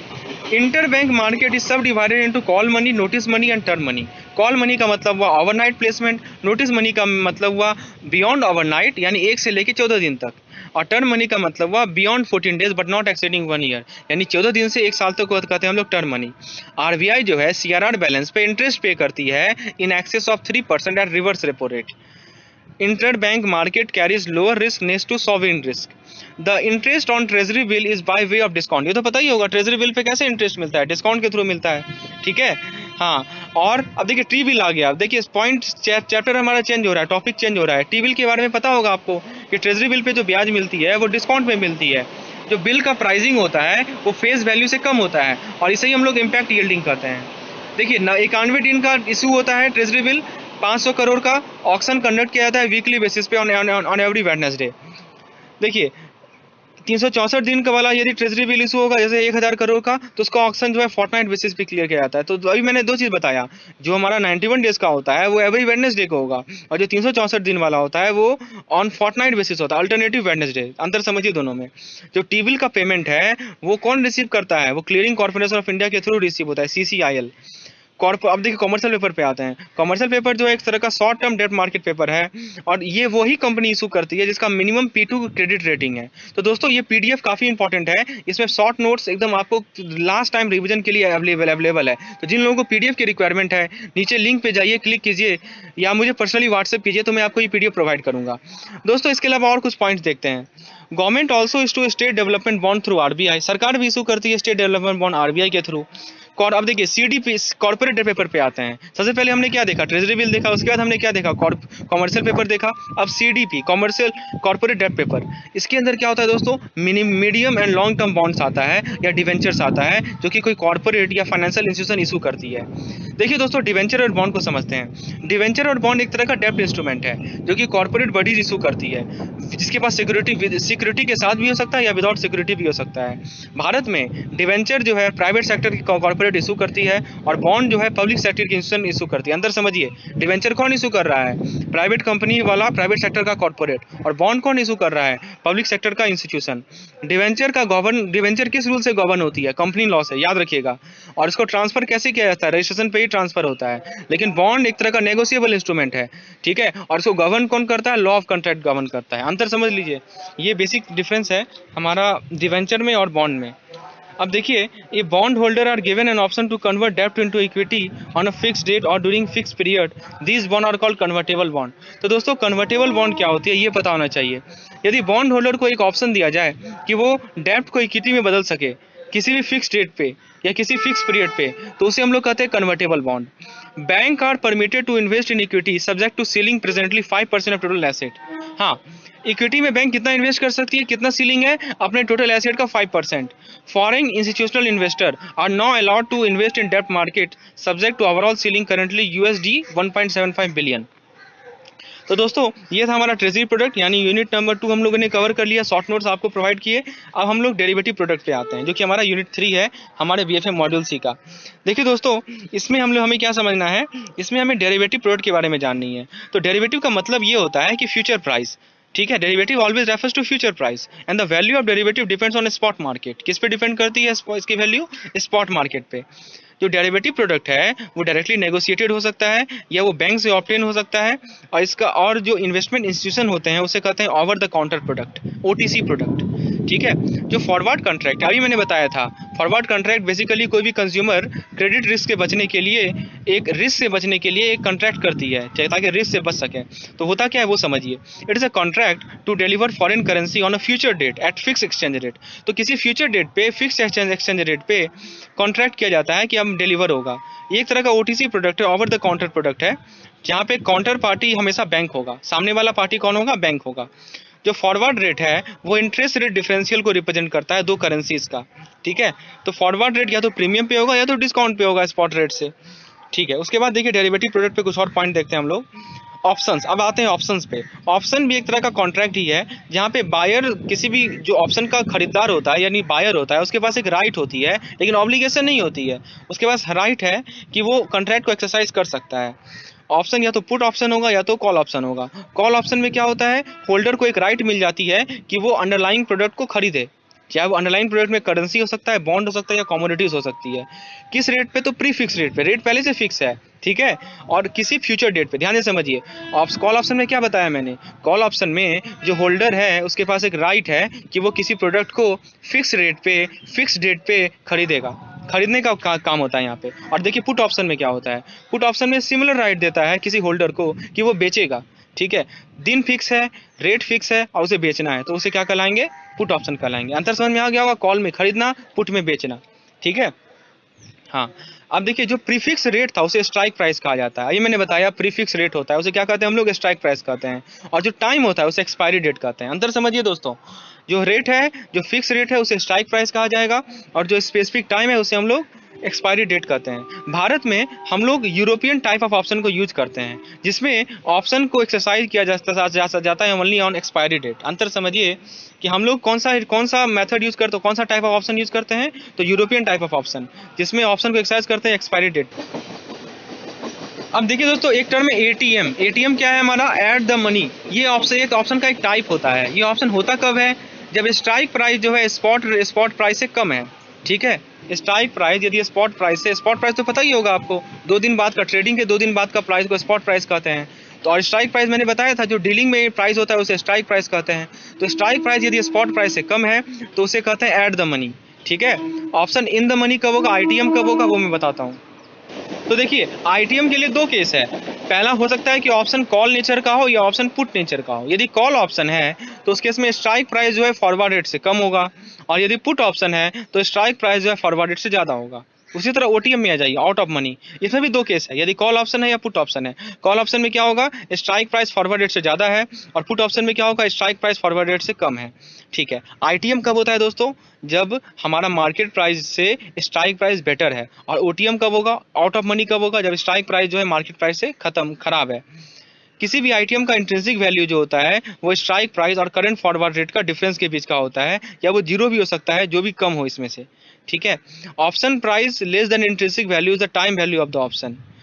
अब देखिए दोस्तों, इसके अलावा और कुछ पॉइंट देखते हैं। एक है प्लान वैनिला ऑप्शन। ये क्या होता है, ऑप्शन विदाउट एनी कंडीशनैलिटी, वैसा ऑप्शन जिसमें कोई कंडीशन नहीं इन्वॉल्व हो, उसे हम लोग प्लान वैनिला कहते हैं। दोस्तों यदि इसे डिटेल में आपको समझना है तो आप मेरे एवीएम के मॉड्यूल सी का प्लेलिस्ट में जाइए, वहाँ पे मैंने डिटेल में समझाया था एक एक पॉइंट्स को।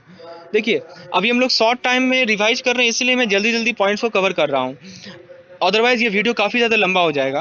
अ कन्वर्टेबल ऑप्शन में give the bond holder option of converting the डेप्ट इनटू इक्विटी। अभी मैंने बताया था जो कन्वर्टेबल ऑप्शन होता है उसमें जो बॉन्ड होल्डर है उसके पास एक ऑप्शन रहता है कि वो डेप्ट को इक्विटी में बदल सके, क्योंकि बॉन्ड मैंने बताया एक तरह का डेप्ट इंस्ट्रूमेंट है, उसको वो इक्विटी में बदल सकता है वो। और ऐसे ऑप्शन को हम लोग एम्बेडेड ऑप्शन कहते हैं, और इसका इफेक्ट डायरेक्ट होता है किसी बॉन्ड के प्राइसिंग पे। अब देखिए मैं बताता हूँ आईआरएस के बारे में, इंटरेस्ट रेट स्वैप के बारे में।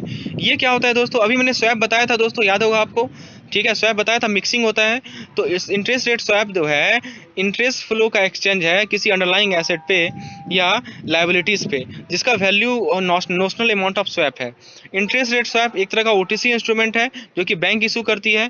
इसके अलावा क्वांटो स्वैप होता है, और इसके अलावा कूपन स्वैप होता है, इसके बारे में आप यहाँ पढ़ सकते हो, उतना इंपॉर्टेंट ये है नहीं।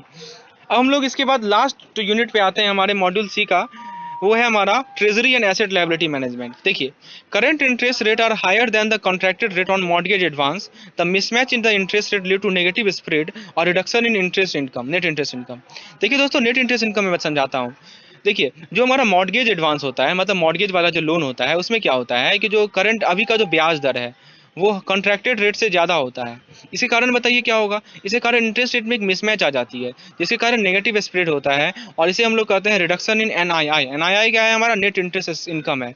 इसका अपोजिट मान लीजिए कि यदि करंट इंटरेस्ट रेट जो है कॉन्ट्रैक्टेड रेट से ज़्यादा होगा किसी मॉर्गेज एडवांस में, ठीक है, तो इस केस में क्या होगा, इस केस में जो इस केस में भी मिसमैच है, लेकिन इस केस में जो मिसमैच है, ठीक है, हाँ, तो ये एक्चुअली में सेम पॉइंट दोबारा ये कवर हो रहा है।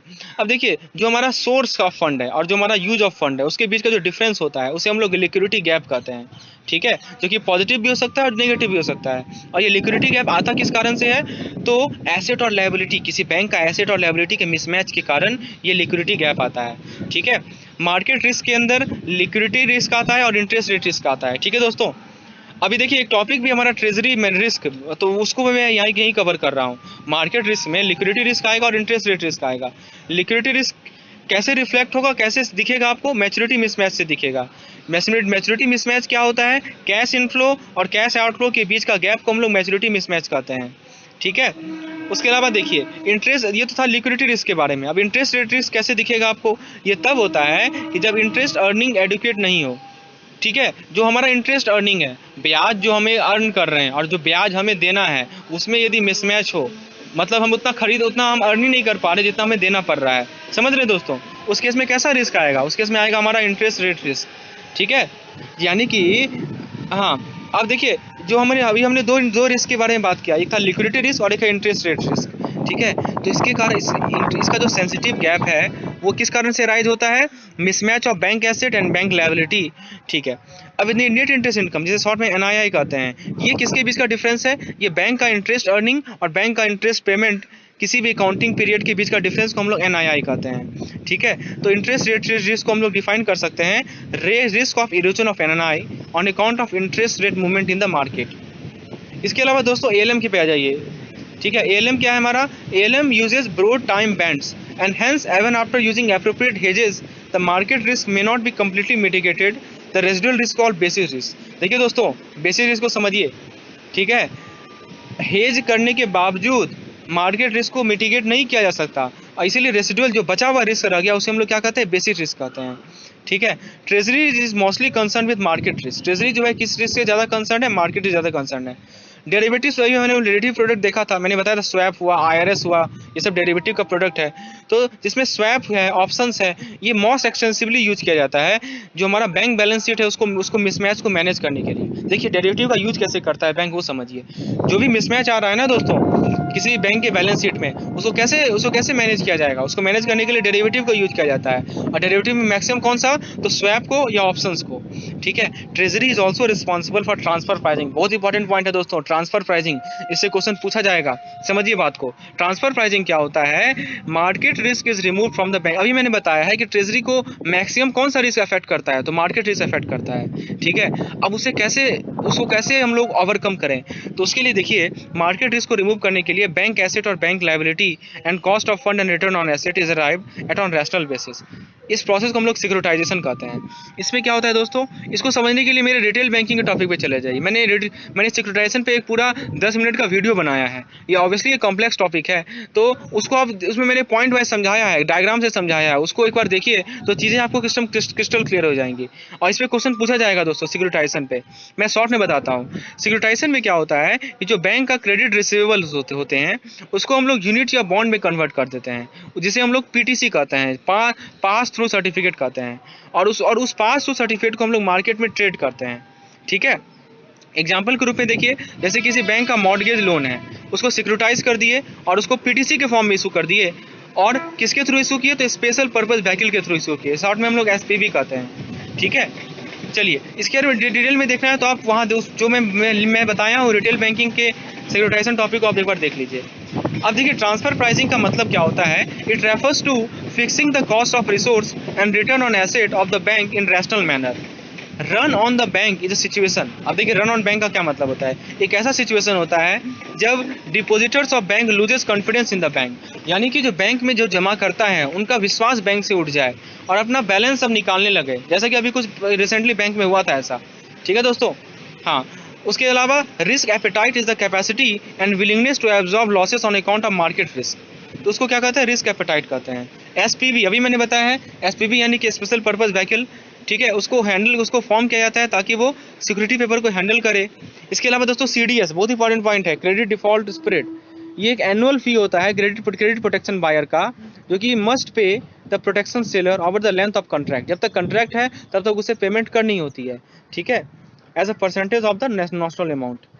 अब इसके बाद जो लास्ट 2 पॉइंट है वो देखते हैं। Credit derivative segregate the credit risk from the asset through instrument known as credit default swap and the transfer the risk from the owner to another person who is in position to absorb the credit risk for a fee. Obvious सी बात है, देखिए credit derivative जो होता है वो क्या करता है? क्रेडिट रिस्क को ट्रांसफर कर देता है किसे? एक दूसरे पर्सन को, जो जो दूसरा पर्सन है वो तैयार है उस रिस्क को लेने के लिए, लेकिन वो फी भी लेगा, और लास्ट पॉइंट है a transaction where financial security are issued against cash flow generated from a pool of asset is called securitisation. तो दोस्तों मैंने जितना भी इंपॉर्टेंट पॉइंट्स था हमारा 4 यूनिट को उसको मैंने यहाँ कवर कर लिया। इसको आप लोग दो तीन बार देखिए तो एकदम दिमाग में आपका छप जाएगा और मैक्सिमम क्वेश्चन इसी से पूछे जाएंगे। जो बुलेट पॉइंट्स क्वेश्चन आते हैं ना दोस्तों, which of the following are correct 4 option दे देगा, या which of the following are false 4 option दे देगा, इसी से कवर होंगे। इसीलिए मैंने आप लोग के लिए ये पार्टिकुलर वीडियो बनाया ताकि लास्ट टाइम आप लोग रिवाइज कर सकें। फ्रेंड्स यदि पीडीएफ की रिक्वायरमेंट हो तो नीचे मुझे लिंक पे नंबर पे व्हाट्सएप कीजिए और फ्रेंड्स और भी पीडीएफ में प्रोवाइड करूंगा। और दोस्तों यदि आप चाहते हैं कि इसी तरह मैं मॉड्यूल ए या मॉड्यूल बी बाकी जो मॉड्यूल्स है उसका मैं क्विक रिवीजन सेशन बनाऊं तो आप नीचे कमेंट सेक्शन में लिखिए, मैं आप लोगों को उसका भी वीडियो प्रोवाइड करूंगा। तो दोस्तों यदि ये पार्टिकुलर लेसन पसंद आया हो तो एक लाइक की जरूर कीजिएगा, चैनल को सब्सक्राइब कीजिए और मैक्सिमम से मैक्सिमम इसे शेयर कीजिए। धन्यवाद। Welcome to my channel JAIIB and CAIIB made simple. तो दोस्तों जैसा कि हम लोगों ने बीएफएम का मॉड्यूल ए बी सी और आज मैं डी लेकर आया हूँ, डी का क्विक रिवीजन करने लेकर आया हूँ दोस्तों।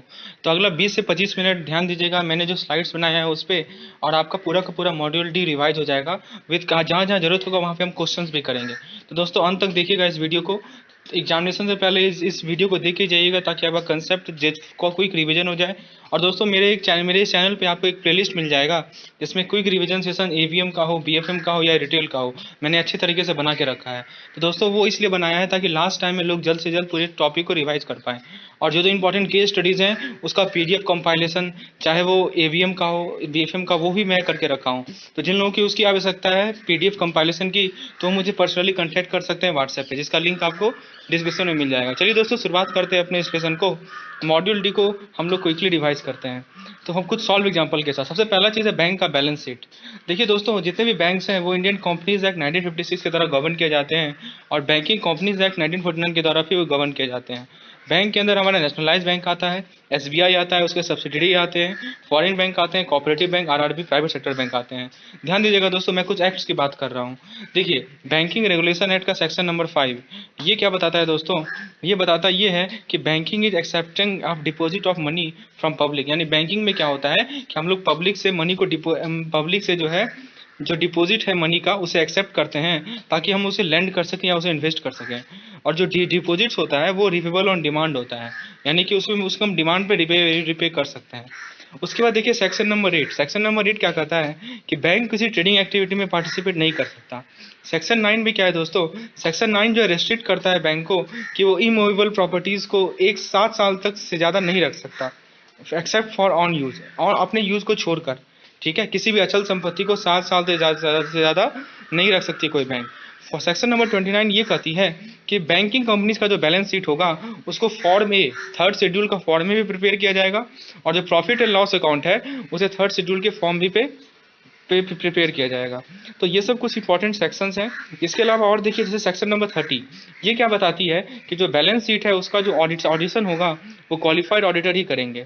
सेक्शन 31 और 32 क्या बताती है कि बैलेंस शीट का 3 कॉपीज और पीएल अकाउंट वो आरबीआई को सबमिट करना होता है 3 महीने के अंदर। ध्यान दीजिएगा दोस्तों, एंडिंग पीरियड के 3 महीने के अंदर ये कॉपीज हमें सबमिट करना होगा और इस पीरियड को हम लोग अनदर 3 महीना आरबीआई के द्वारा बढ़ाया जा सकता है। उसके अलावा दोस्तों जो हमारा फाइनल अकाउंट और ऑडिटर रिपोर्ट है उसे न्यूज़पेपर में पब्लिश करना होगा with in maximum period of 6 month, 6 महीना के अंदर उसे हमें सबमिट करना है। सेक्शन 17 में क्या है दोस्तों कि कम से कम प्रॉफिट का 20% जो है वो स्टैट्यूटरी रिजर्व में ट्रांसफ़र हो जाएगा सभी बैंकों के द्वारा। और अभी ये लिमिट जो है वो एक्चुअली में इसका मैं अभी करंट डाटा नहीं बता सकता हूँ दोस्तों, इसका करंट डाटा अभी देख लीजिएगा। ठीक है, चलिए उसके बाद दोस्तों कंटिजेंट लायबिलिटी में आते हैं, वो शेड्यूल नंबर 12 में लिखा गया है।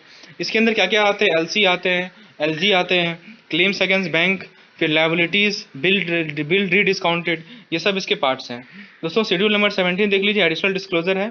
उसके अंदर क्या आते हैं, non performing asset, movement of provision held toward NPA, investment SLR और non SLR, income recognition and provisioning, asset classification, चाहे स्टैंडर्ड हो सब स्टैंडर्ड हो। तो कुछ बिल्कुल मिलाकर जो इंपॉर्टेंट शेड्यूल्स है वो हम लोगों ने यहाँ पे कवर कर लिए। हम लोग नेक्स्ट टॉपिक पे आते हैं जो कि हमारा एसेट लायबिलिटी मैनेजमेंट। ये क्या होता है दोस्तों, एसेट लायबिलिटी एएलएम शॉर्ट में से कहते हैं, it refers to risk management. ये रिस्क का मैनेजमेंट है ताकि हम लोग जो हमारा एसेट और लायबिलिटी के बीच का मिसमैच है, जो मिसमैनेजमेंट है, उसे हम लोग रोक सकें। देखिए जो हमारा रिस्क होता है वो लिक्विडिटी रिस्क हो या इंटरेस्ट रेट रिस्क हो, वो नेगेटिव स्प्रेड में यदि कंट्रोल नहीं किया जाएगा तो उसके कारण नेगेटिव स्पीड आ सकता है, और इसके कारण क्या होगा, बैंक को लॉस होगा। तो एएलएम दो चीज़ को मैनेज करता है, पहला लिक्विडिटी रिस्क को मैनेज करता है और दूसरा वो इंटरेस्ट रेट रिस्क को मैनेज करता है। अब देखिए दोस्तों, लिक्विडिटी रिस्क और इंटरेस्ट रेट रिस्क होता क्या है। हम क्या करते हैं, मनी मार्केट से पैसा लेते हैं और उसे क्या करते हैं, गवर्नमेंट सिक्योरिटी में इन्वेस्ट करते हैं। यदि बॉन्ड का प्राइस मान लीजिए कम आ जाए और हम बॉन्ड को नहीं बेचें, ऑब्वियसली बात है नहीं बेचेंगे, कम प्राइस होगा तो, लेकिन लोन तो हमें देना ही है।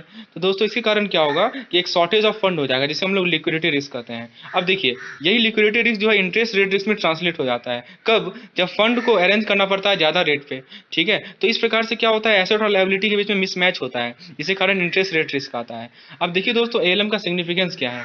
मार्केट हमारा, दोस्तों मैं फास्ट चल रहा हूँ क्योंकि हम लोग क्विकली रिवाइज कर रहे हैं चीज़ों को। यदि मैं शॉर्ट लेकर चलूँ तो ये वीडियो 1 घंटा का हो जाएगा। तो इसका जो मेन मोटिव है कि जल्दी 30 मिनट के अंदर पूरे मॉड्यूल डी को रिवाइज करना, वो फुलफिल नहीं होगा दोस्तों। चलिए, एएलएम का सिग्निफिकेंस, यदि फास्ट लग रहा हो तो आप वीडियो का स्पीड को स्लो कर सकते हैं यूट्यूब के सेटिंग के द्वारा। दोस्तों एएलएम का सिग्निफिकेंस को हम लोग कंटिन्यू करते हैं। मार्केट हमारा वोलेटाइल होता है और जो रेट का फ्लक्चुएशन होता है वो हमारा एनआईआई यानी कि नेट इंटरेस्ट इनकम को अफेक्ट करता है, और अल्टीमेटली हमारा प्रॉफिट भी क्या होगा, अफेक्टेड होगा। अब देखिए दोस्तों, प्रोडक्ट्स का रैपिड इनोवेशन हो रहा है, ठीक है, और most product affect risk profile of the banks. Regulatory environment also expect from bank compliance of Basel norms which cannot be undertaken without ALM। ALM का ऑब्जेक्टिव क्या है, पहला 2 ऑब्जेक्टिव है। पहला ऑब्जेक्टिव है कि प्राइस मैचिंग के थ्रू प्रॉफिटेबिलिटी इंश्योर करना, और दूसरा ऑब्जेक्टिव है मैच्योरिटी मिसमैच के थ्रू मैच्योरिटी मिसमैच के थ्रू लिक्विडिटी को इंश्योर करना।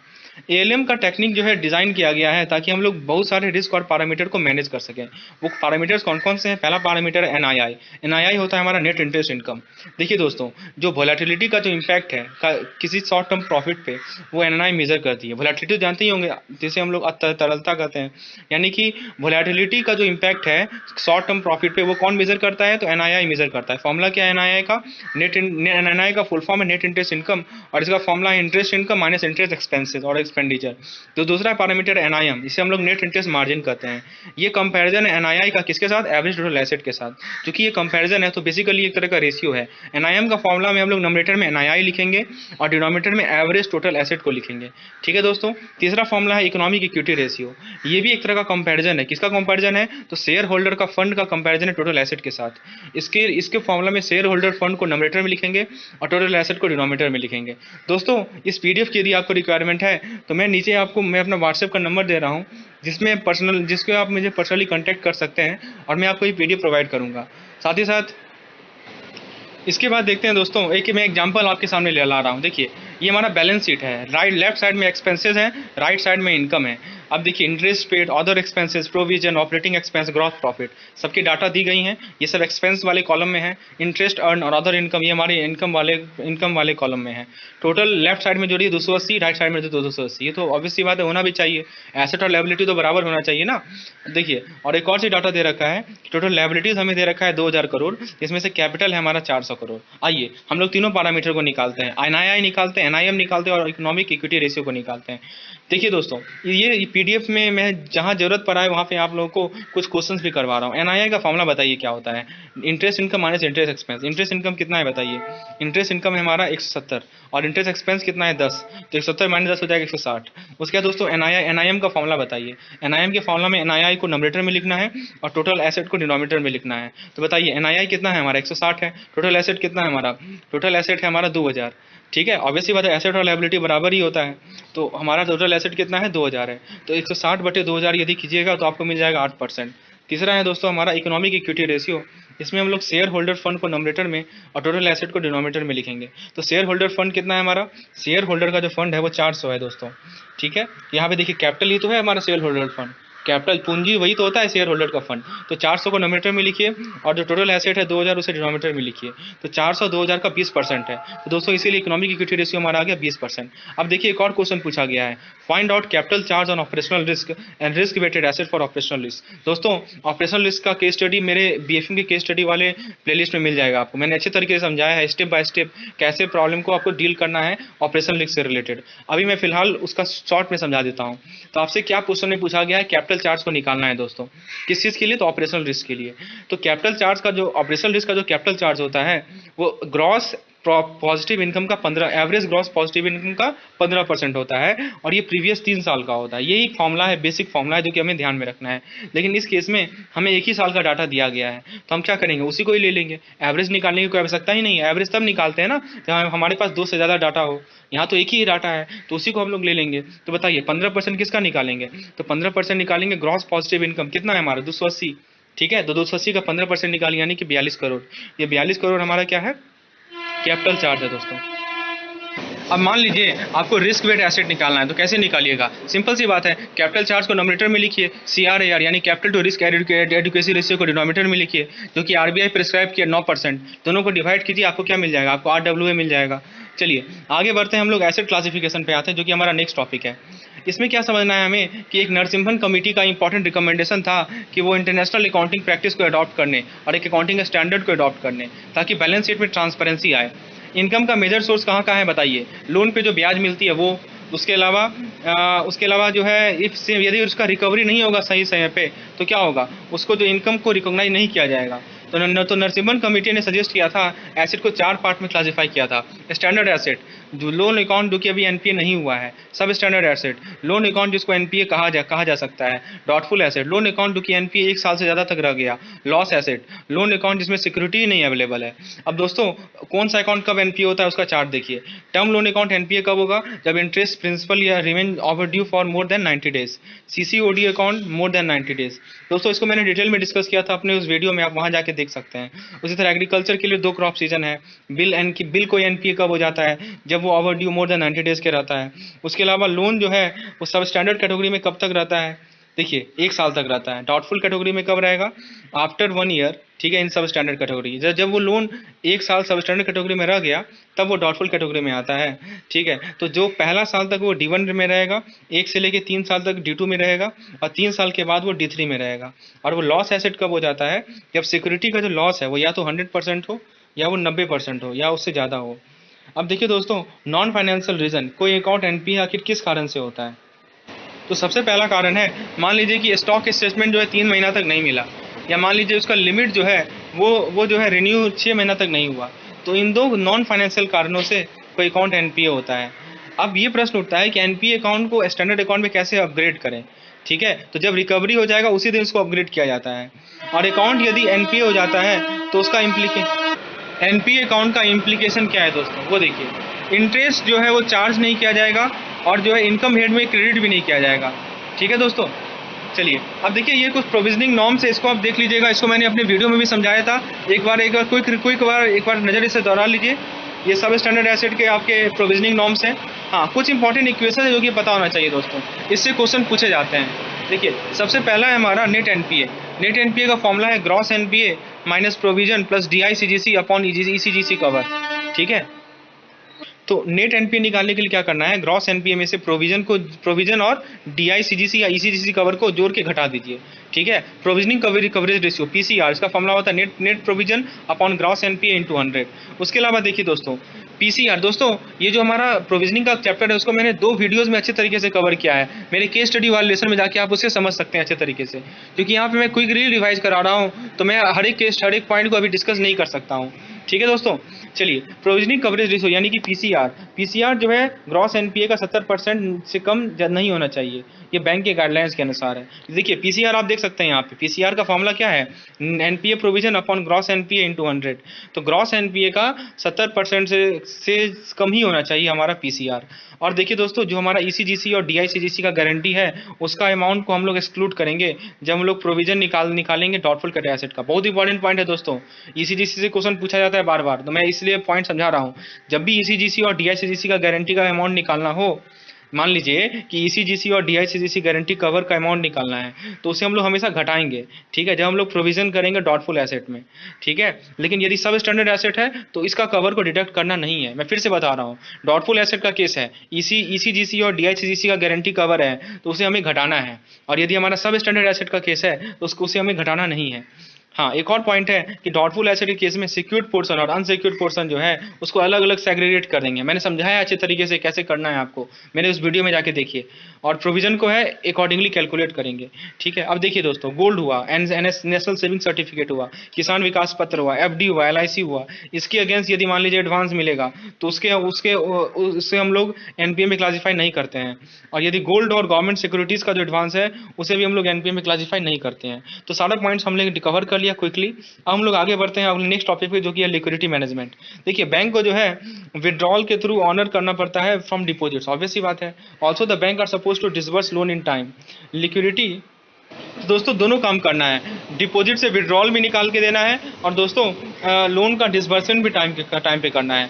तो इन दोनों चीज़ों के लिए क्या रिक्वायरमेंट होती है, तो लिक्विडिटी की रिक्वायरमेंट होती है। ठीक है, in other words liquidity is the ability to accommodate decrease in liability as well as funding of increase in asset. अब देखिए लिक्विडिटी मैनेजमेंट का फंक्शन क्या है।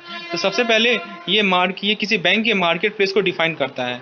उसके बाद ये दूसरी चीज़ है कि बैंक को लोन का जो कमिटमेंट है उसको मीट करता है। उसके बाद दोस्तों, यदि कोई सेल ऑफ एसेट अनप्रॉफिटेबल है तो उससे उससे क्या करता है, अवॉइड करता है दोस्तों।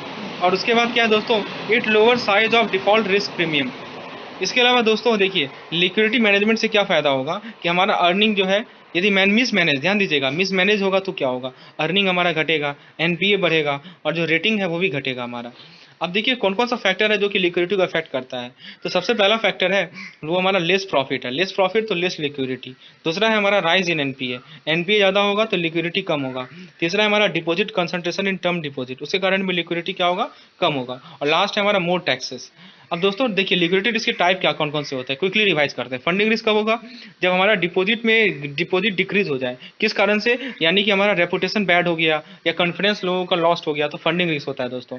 उसके बाद टाइम रिस्क क्या हो रहा कि टाइम रिस्क कब होगा, जब लोन का इंस्टॉलमेंट जो है टाइम पे नहीं आता है दोस्तों। कॉल रिस्क क्या हो गया कि जो नॉन फंड बेस्ड क्रेडिट थे वो कन्वर्ट हो गया फंड बेस्ड में। जैसे कि मान लीजिए कि स्लाइड हो गया हमारा कंटिजेंट लेवल, जैसे एलसी हुआ, ये सब फंड बेस्ड लोन में आ गया, तो उसे हम लोग कहते हैं कॉल रिस्क। उसके बाद दोस्तों, अब लिक्विडिटी रिस्क को कैसे मैनेज करें वो मैं समझाता हूं दोस्तों। तो सबसे पहला मेथड है कि हम एक ऑर्गेनाइजेशनल स्ट्रक्चर को बनाएं। दूसरा मेथड है टॉलरेंस लेवल को सेट करें। जैसे टॉलरेंस लेवल क्या हो गया कि हम लोग लिमिट कर दें कैश फ्लो मिसमैच को, कल के लिए, अगले वीक के लिए, नेक्स्ट मंथ के लिए और नेक्स्ट ईयर के लिए। उसके बाद लोन टू डिपॉजिट रेशियो का लिमिट होना चाहिए। उसके बाद लोन टू कैपिटल रेशियो का लिमिट होना चाहिए। देखिए 1 से 14 दिन का जो बकेट होता है दोस्तों, 1 to 14 डेज का जो बकेट होता है उसका जो मिसमैच लेवल है, और 15 से 88 दिन का जो बकेट होता है उसका जो मिसमैच लेवल है वो 80% होना चाहिए कैश फ्लो इन पार्टिकुलर पीरियड का। दोस्तों यदि आपको बकेट लेवल पे यदि केस स्टडी करना है तो मेरा एक सेशन है बीएफएम का, जून 2019 का केस स्टडी का कलेक्शन मेरे प्लेलिस्ट में मिल जाएगा दोस्तों। तो मेरे इस पार्टिकुलर चैनल के प्लेलिस्ट में मिल जाएगा, वहाँ पे जाके आप उसका थर्ड केस स्टडी देखिए। मैंने अच्छे तरीके से 10 मिनट में समझाया है उस पार्टिकुलर चीज़ों को। अब देखिए दोस्तों, लिक्विडिटी रिस्क को कैसे मेजर करेंगे, तो 2 अप्रोच है, एक है स्टॉक अप्रोच और एक है फ्लो अप्रोच। देखिए स्टॉक अप्रोच में क्या कहते हैं, कुछ रेशियोज हैं, बहुत इंपॉर्टेंट रेशियो दोस्तों, इससे क्वेश्चन निश्चित रूप से पूछे जाते हैं, इसको पढ़ के जाइएगा। देखिए core deposit to total asset, ये रेशियो ज़्यादा होगा तो बढ़िया है। Net loan to total deposit, ये रेशियो कम होगा तो बढ़िया है। तो time deposit to total deposit, ये ज़्यादा होगा तो बढ़िया है। Volatile liability to total asset, ये जितना कम होगा उतना बढ़िया है। फिर उसके बाद देखिए दोस्तों, short term liability to liquid asset, ये जितना कम है उतना बढ़िया है। और liquid asset to total asset, ये हायर जितना ज़्यादा है उतना बढ़िया है। उसके अलावा आपका देखिए prime asset to total asset, जितना हायर होगा उतना बेटर होगा। मैंने अच्छे तरीके से समझाया है अपने लिक्विडिटी मैनेजमेंट के वीडियोस में। अब दोस्तों इसके अलावा फ्लो अप्रोच है। फ्लो अप्रोच का 3 डायमेंशन है। पहला है measuring and managing net funding requirement through maturity ladder, मैंने समझाया था दोस्तों। फिर जनरल मार्केट कंडीशन, यानी कि नेट फंडिंग रिक्वायरमेंट को मेजर करो और उसे मैनेज करो। उसके अलावा बैंक स्पेसिफिक रिस्क और जनरल मार्केट रिस्क। अब दोस्तों इसके अलावा और क्या अप्रोच होता है, इस डायमेंशन क्या क्या है इसका, measuring liquidity of a chosen time frame, और लास्ट है कंटिजेंसी प्लानिंग। और आरबीआई का गाइडलाइन तो पता ही होगा आपको मैच्योरिटी बकेट का, जितने भी एसेट्स एंड लायबिलिटीज है उसको 10 मैच्योरिटी बकेट में क्लासीफाई कर दो। पहला tomorrow, 2 to 7 days, 8 to 14 days, 15 to 21 days, ऐसे करके आपके सामने 10 इसका बकेट है, ये ध्यान रखना होगा आपको दोस्तों। इसके बाद हम लोग interest rate risk management topic पे आते हैं। तो दोस्तों देखिए हुआ क्या कि जो हमारा फिक्स्ड डिपॉजिट्स है, ठीक है, और फिक्स्ड डिपॉजिट पे जो इंटरेस्ट रेट मिलता है उसका कंप्लीट डीरेगुलेशन हो गया, चाहे वो आरडी हो, एफडी हो, सेविंग बैंक अकाउंट हो, 1 लाख से ऊपर का, ठीक है। तो उस पर क्या हो गया, कंप्लीट डीरेगुलेशन हो गया। और बैंक जो है वो फ्री है वो डिसाइड करने के लिए कि एनआरई डिपॉजिट पे कितना इंटरेस्ट रेट देना है। इसी कारण क्या हुआ दोस्तों, इंटरेस्ट रेट में वोलेटिलिटी आ गई, इसी कारण क्या हुआ, इंटरेस्ट रेट रिस्क बढ़ गया। और इंटरेस्ट रेट रिस्क का एडवर्स मूवमेंट का का इम्पैक्ट डायरेक्टली हुआ एनआईआई पे, यानी नेट इंटरेस्ट इनकम पे, एनआईएम पे भी इम्पैक्ट हुआ, नेट इंटरेस्ट मार्जिन पे भी इम्पैक्ट हुआ। ठीक है, तो मार्केट का जो रेट है, मार्केट का जो इंटरेस्ट रेट है, उसका इम्पैक्ट किसी बॉन्ड के प्रेजेंट वैल्यू पे भी होगा और सिक्योरिटी के प्रेजेंट वैल्यू पे भी होगा। जैसे एग्जांपल के तौर पर मान लीजिए कि मार्केट रेट ऑफ रिटर्न जो है 1% बढ़ गया। ठीक है दोस्तों, मार्केट रेट ऑफ रिटर्न कितना परसेंट बढ़ा? 1% बढ़ा। इसके कारण क्या होगा, जो सिक्योरिटीज़ है उसका वैल्यूएशन क्या हो जाएगा? घट जाएगा। ठीक है, और यदि मान लीजिए कि इंटरेस्ट रेट 1% घट गया तो सिक्योरिटीज़ का वैल्यूएशन बढ़ जाएगा। ऐसे कारण क्या हो गया? मार्क टू मार्केट प्राइस बढ़ गया। अब दोस्तों type of interest rate risk देखिए, मिसमैच और गैप रिस्क, ये तो मैंने बताया था। जब हमारा एसेट और लायबिलिटीज़ के मैच्योरिटीज़ का जो गैप है उसके कारण रिस्क को हम लोग मिसमैच करते हैं। कभी कभी क्या होता है, लॉन्ग टर्म लोन्स, जो हमारे लॉन्ग टर्म लोन्स होते हैं उसको हम लोग फंड कर देते हैं शॉर्ट टर्म डिपॉजिट से। ठीक है, और जब वो डिपॉजिट मैच्योर हो जाएगा तो क्या होगा कि वो लायबिलिटी को रिप्राइजिंग किया जाता है और जो गैप ऑफ इंटरेस्ट रेट है जो एसेट और लायबिलिटी के बीच में वो और नैरो हो जाता है दोस्तों, जिसके कारण प्रॉफिट हमारा और घट जाता है।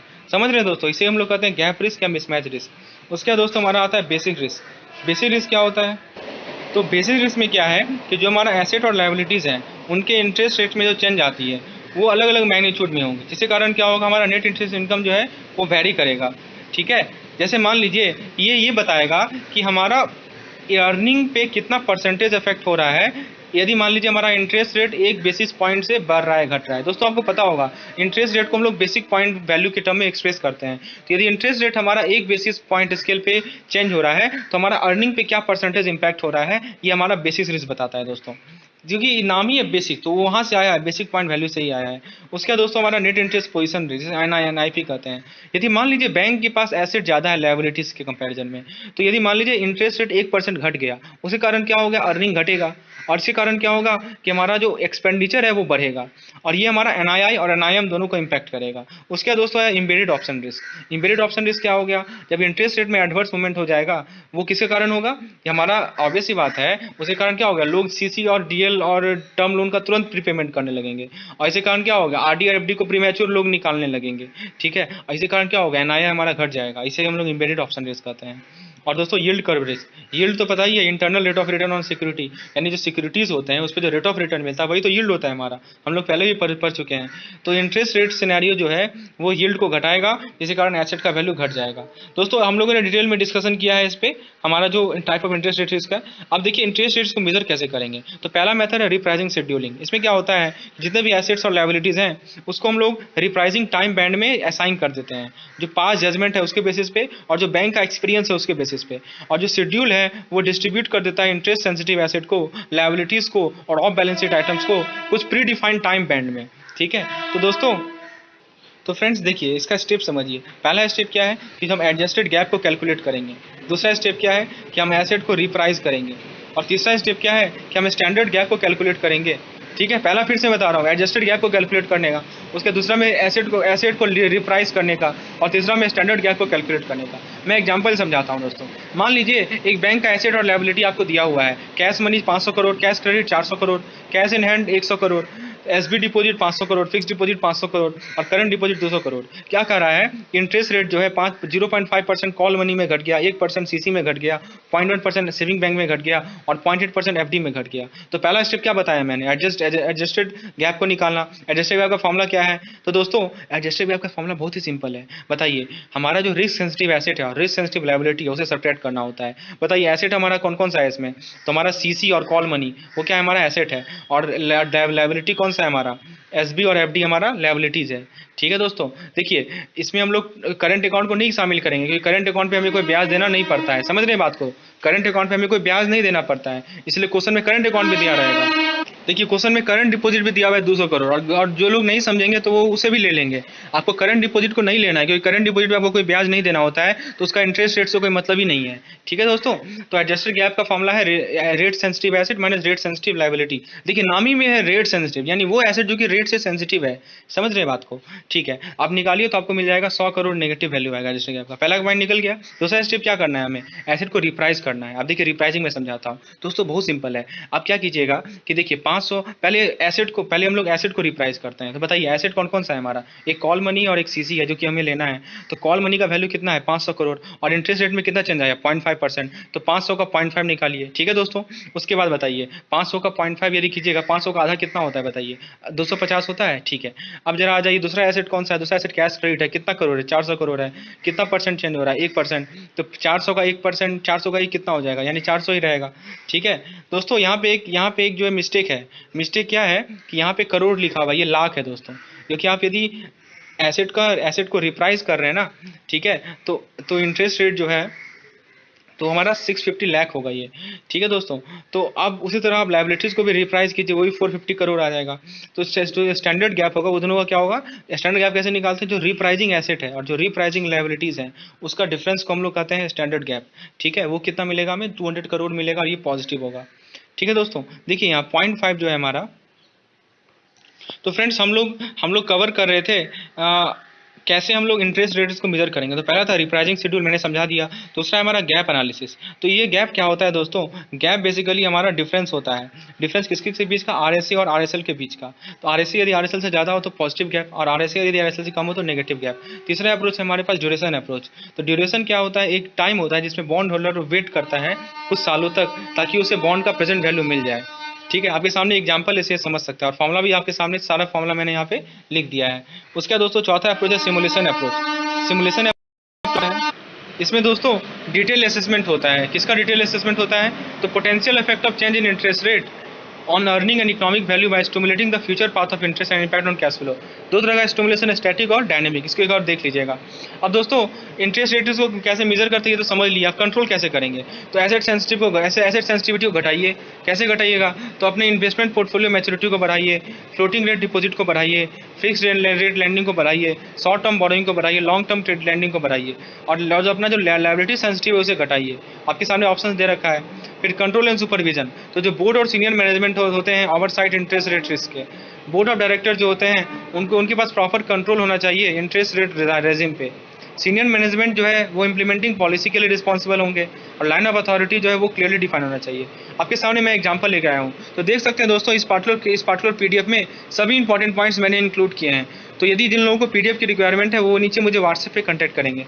दोस्तों देखिए, एक तरफ हमारा saving deposit, fix deposit, current account deposit, दूसरी तरफ cash in hand, call money, CC and TL दिया हुआ है। तो आरएसए कैसे निकालेंगे, आरएसए यानी रेट सेंसिटिव एसेट। तो कौन सा एसेट रेट सेंसिटिव है बताइए, कैश इन हैंड है क्या, बिल्कुल नहीं। कैश को क्या मतलब इंटरेस्ट रेट से, वो तो मेरे हाथ में है, तो कैश इन हैंड को नहीं लेना है। लेकिन सीसी और कॉल मनी को लेना है। तो 300 प्लस 240 कितना होगा 540। अब रेट सेंसिटिव लायबिलिटी बताइए, तो करंट अकाउंट तो लेंगे नहीं, तो सेविंग बैंक लेंगे और एफडी लेंगे, कितना हो जाएगा 300 प्लस 300 600। एडजस्टेड गैप क्या फॉर्मूला मैंने क्या बताया है, आरएसए माइनस आरएसएल दोनों को घटा दीजिए, कितना हो जाएगा दोस्तों 540 माइनस 600, यानी कि ध्यान दीजिएगा एसेट को पहले लिखना है, लायबिलिटी को बाद में लिखना है। ये फॉर्मूला एकदम क्लियर रहना चाहिए, R S A minus R S L, ठीक है। तो ये हमारा नेगेटिव आ रहा है वैल्यू। अब समझिए बात को, यदि मान लीजिए हमारा इंटरेस्ट रेट 2% घट गया, किस पे घट गया, एसेट पे भी घट गया और लायबिलिटीज पे भी घट गया। तो यहाँ पे लायबिलिटीज ज्यादा है ना, ऑब्वियसली बात है ज्यादा है। देखिए ना 600 करोड़ है लायबिलिटी और 540 करोड़ ही हमारा एसेट, तो लायबिलिटी हमारा एक्सेस में है। तो बैंक को क्या करना पड़ेगा, बैंक को कम पे करना पड़ेगा। इसके कारण क्या मतलब हुआ, वो अपना एनआईआई को इम्प्रूव करेगा कितना परसेंट से। तो देखिए कितना का गैप है, 60% का गैप है, तो 60 इंटू और कितना रेट ऑफ इंटरेस्ट घटा है 2%, यानी 60 का 2% कितना होगा दोस्तों 1.20 करोड़ ही तो होगा। तो बैंक को कम पे करना पड़ेगा, कितना कम करना पड़ेगा पे 1.20 करोड़। यदि इंटरेस्ट रेट हमारा 2% घट जाता है तो इसका उल्टा मान लीजिए इंटरेस्ट रेट 2% बढ़ गया तो बैंक को ज़्यादा पे करना पड़ेगा, ठीक है। क्यों ज़्यादा पे करना पड़ेगा, क्योंकि नेगेटिव गैप जो है वो 600 हमारा 60 करोड़ का है। तो बैंक का जो एनआईआई है, नेट इंटरेस्ट इनकम है, वो क्या हो जाएगा 1.20 करोड़ से घट जाएगा। इस चीज़ को समझने का प्रयास कीजिए दोस्तों। देखिए आपस में किस तरह कोरिलेटेड है टॉपिक, यहाँ समझ सकते हैं। तो दोस्तों इंपॉर्टेंट पॉइंट्स देखिए, जो हमारा इंटरेस्ट रेट रिस्क है एक तरह का मार्केट रिस्क है। जो बैंक जो है वो सिक्योरिटी होल्ड करेगी, या तो A+ होगा, ठीक है। वो उसका एक रेटिंग माइग्रेशन पे मैंने केस स्टडी भी करवाया, आप लोग जाके देख सकते हैं वहाँ पे, ठीक है। तो जितना भी कंपनी का लोअर रेटिंग होगा उतना ही उसका बॉन्ड पे इंटरेस्ट रेट ज़्यादा होगा, ठीक है। तो BBB बॉन्ड जो है उसका रेटिंग हायर होता है, ठीक है। रेटिंग जो BBB बॉन्ड है उसका रेट ऑफ इंटरेस्ट ज़्यादा होगा देन वन विद AA रेटिंग। अब दोस्तों लास्ट टॉपिक पे आते हैं, RAROC यानी risk adjusted return on capital. तो दोस्तों प्रॉफिट प्लानिंग में हम लोग क्या होता है, प्रॉफिट प्लानिंग जो है बैलेंस शीट मैनेजमेंट का एक इंपॉर्टेंट पार्ट है। हायर रिस्क विल पे, ज़्यादा रिस्क यदि है तो प्रॉफिट भी ज़्यादा होगा, ठीक है, और लोअर रिस्क है तो प्रॉफिट भी कम होगा। तो दोस्तों ये तो सिंपल सी बात है, ज़्यादा रिस्क तो ज़्यादा प्रॉफिट और कम रिस्क तो कम प्रॉफिट। तो रिस्क और कैपिटल कैसे रिलेटेड है? तो देखिए दोस्तों, रिस्क इज पॉसिबल, ये तो जानते ही हैं, एक हमारा अनफेवरेबल जो कि हम लोग चाहते नहीं हैं, उसका किसका इम्पैक्ट होता है दोस्तों? कैश फ्लो का इम्पैक्ट होता है, unfavourable impact of cash flow, ठीक है, और net cash flow in future due to कोई किसी, मान लीजिए कोई अनसर्टिनिटी हो गया उसके कारण, ठीक है। और कैपिटल बेसिकली एक तरह का कुशन का काम करता है, वो क्या करता है कि हमारा जो हमारा लॉसेज हैं उसको एब्जॉर्ब करता है। तो दोस्तों जितना ज़्यादा रिस्क होगा उतना ही ज़्यादा कैपिटल की रिक्वायरमेंट होगी और उतना ही ज़्यादा RAROC बढ़ेगा। RAROC का फुल फॉर्म क्या है? Risk adjusted return on capital. तो दोस्तों याद रखिएगा इस चीज़ को, मैं फिर से बता रहा हूँ, रिस्क जितना ज़्यादा होगा उतना ज़्यादा कैपिटल होगा, फिर कैपिटल की रिक्वायरमेंट होगी और उतना ही ज़्यादा हमारा RAROC होगा। बैंक का इनकम जो है वो 3 कंपोनेंट का होता है। एक होता है जो लोन से जो उसे ब्याज मिल रहा है वो, या जो इन्वेस्टमेंट से उसे इंटरेस्ट मिल रहा है वो। दूसरा है फी बेस्ड इनकम और तीसरा है ट्रेजरी इनकम। और बैंक का एक्सपेंडिचर को 3 पार्ट है, एक वो है जो उसे ब्याज देना पड़ रहा है डिमांड और टाइम डिपॉजिट पे, दूसरा स्टाफ का एक्सपेंसेस और तीसरा का अदर ऑपरेटिंग एक्सपेंस। बैंक का मोटिव ये होता है कि अपने इनकम को एक्सपेंड करें और एक्सपेंडिचर को घटाएं ताकि प्रॉफिट को मैक्सिमाइज किया जा सके। लेकिन इनकम को एक्सपेंड करने के लिए ज़्यादा रिस्क को लेना पड़ता है दोस्तों, जिसके कारण कैपिटल की रिक्वायरमेंट भी क्या होती है? ज़्यादा होती है। अब जैसे एग्जांपल के तौर पर ले लीजिए, बैंक का मान लीजिए 100 करोड़ है, ठीक है, उसने 100 करोड़ जो है सिक्योरिटीज़ में इन्वेस्ट किया है, जो कि इन सभी अल्टरनेटिव्स में इन्वेस्ट किया जा सकता है। देखिए जीसेक है, AAA रेटेड है, AA रेटेड है, A रेटेड है, ठीक है, ऐसे करके ये सब अल्टरनेटिव्स हैं, ठीक है, इसमें इन्वेस्ट किया जा सकता है, ठीक है दोस्तों। अब देखिए इसका यील्ड भी दिया हुआ है, रिस्क वेट भी दिया हुआ है, पहला सिचुएशन, 4 सिचुएशन भी दिया हुआ है, आपके सामने है सब कुछ, ठीक है, और 8% कैपिटल रिक्वायरमेंट का भी वो नॉर्म्स है जो कि बेसल नॉर्म्स है। तो बैंक का पॉलिसी ये होता है कि वो इस तरह इन्वेस्ट करे ताकि ऑप्टिमम यील्ड मिल जाए और बैंक का जो नॉन इंटरेस्ट इनकम है उसको बढ़ा सकें हम, ठीक है, जो थर्ड पार्टी प्रोडक्ट है या ट्रेजरी के स्कोप को बढ़ाकर, और बैंक का प्रॉफिट को इन्हांस कर सकते हैं हम लोग इफेक्टिव मैनेजमेंट ऑफ रिस्क के थ्रू, ठीक है दोस्तों। अब देखिए रिस्क एग्रीगेशन और कैपिटल एलोकेशन। तो RAROC के अप्रोच के थ्रू प्रत्येक रिस्क को मेजर किया जाता है ताकि वो एक्सपेक्टेड और अनएक्सपेक्टेड लॉसेस VAR के थ्रू निकाले। दोस्तों VAR वैल्यू एट रिस्क मैंने अच्छी तरीके से डिस्कस किया है दोस्तों मॉड्यूल B में। एक्सपेक्टेड लॉस को हम लोग कवर करते हैं प्रोविजन के थ्रू, और अनएक्सपेक्टेड लॉस को हम लोग उसके लिए क्या होता है? कैपिटल एलोकेशन होता है दोस्तों। अब दोस्तों दो चीज़ याद रखिए, यहाँ से क्वेश्चन पूछा जाएगा, एक है RC यानी कि रिस्क कैपिटल और एक है RAMP यानी रिस्क एडजस्टेड परफॉर्मेंस मेजर। बहुत इंपॉर्टेंट टॉपिक है, क्वेश्चन इसे पूछा जाता है। तो रिस्क कैपिटल कुछ और नहीं बल्कि VAR है यानी वैल्यू एट रिस्क है, और RAPM क्या है दोस्तों? Profit by divided by RC। RAPM का फॉर्मूला क्या है?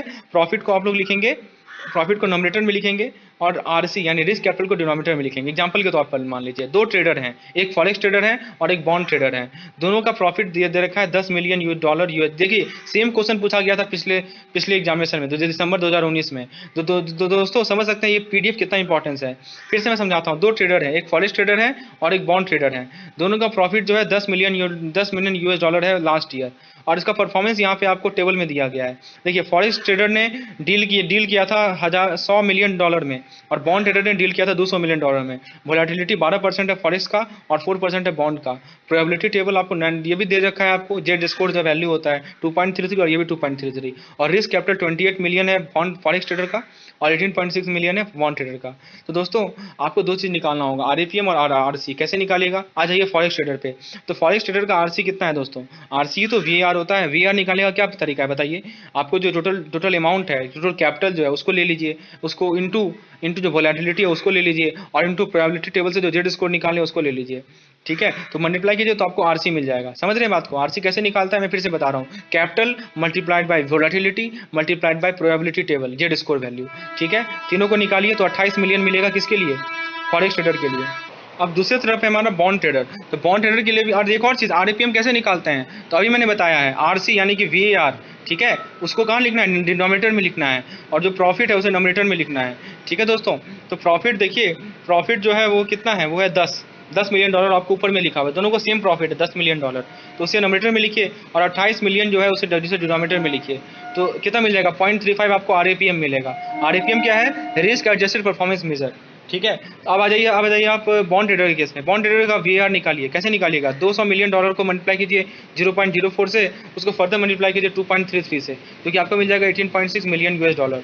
RAPM निकालिए, तो फिर से बता रहा हूँ 10 को ऊपर लिखे जो कि प्रॉफिट है, और 18.6 को डिनोमिनेटर में लिखे जो कि आपको मिल जाएगा 0.53। आप समझिए बात को कि बताइए किसका रिस्क कैपिटल कम है? तो बॉन्ड ट्रेडर का रिस्क कैपिटल कम है, ठीक है। और किसका RPM ज़्यादा है, तो बॉन्ड ट्रेडर का RPM ज़्यादा है, इसीलिए बॉन्ड ट्रेडर का जो है बेटर परफॉर्मेंस है। तो देख सकते हैं ये जो दो पैरामीटर्स हैं RC और RPM, इसके थ्रू हम लोग किसी के परफॉर्मेंस को चेक कर सकते हैं कौन ज़्यादा बेहतर परफॉर्मेंस कर रहा है। तो दोस्तों ये था हमारा क्विक रिवीजन सेशन, पूरे BFM मॉड्यूल को हम लोगों ने कवर कर लिया।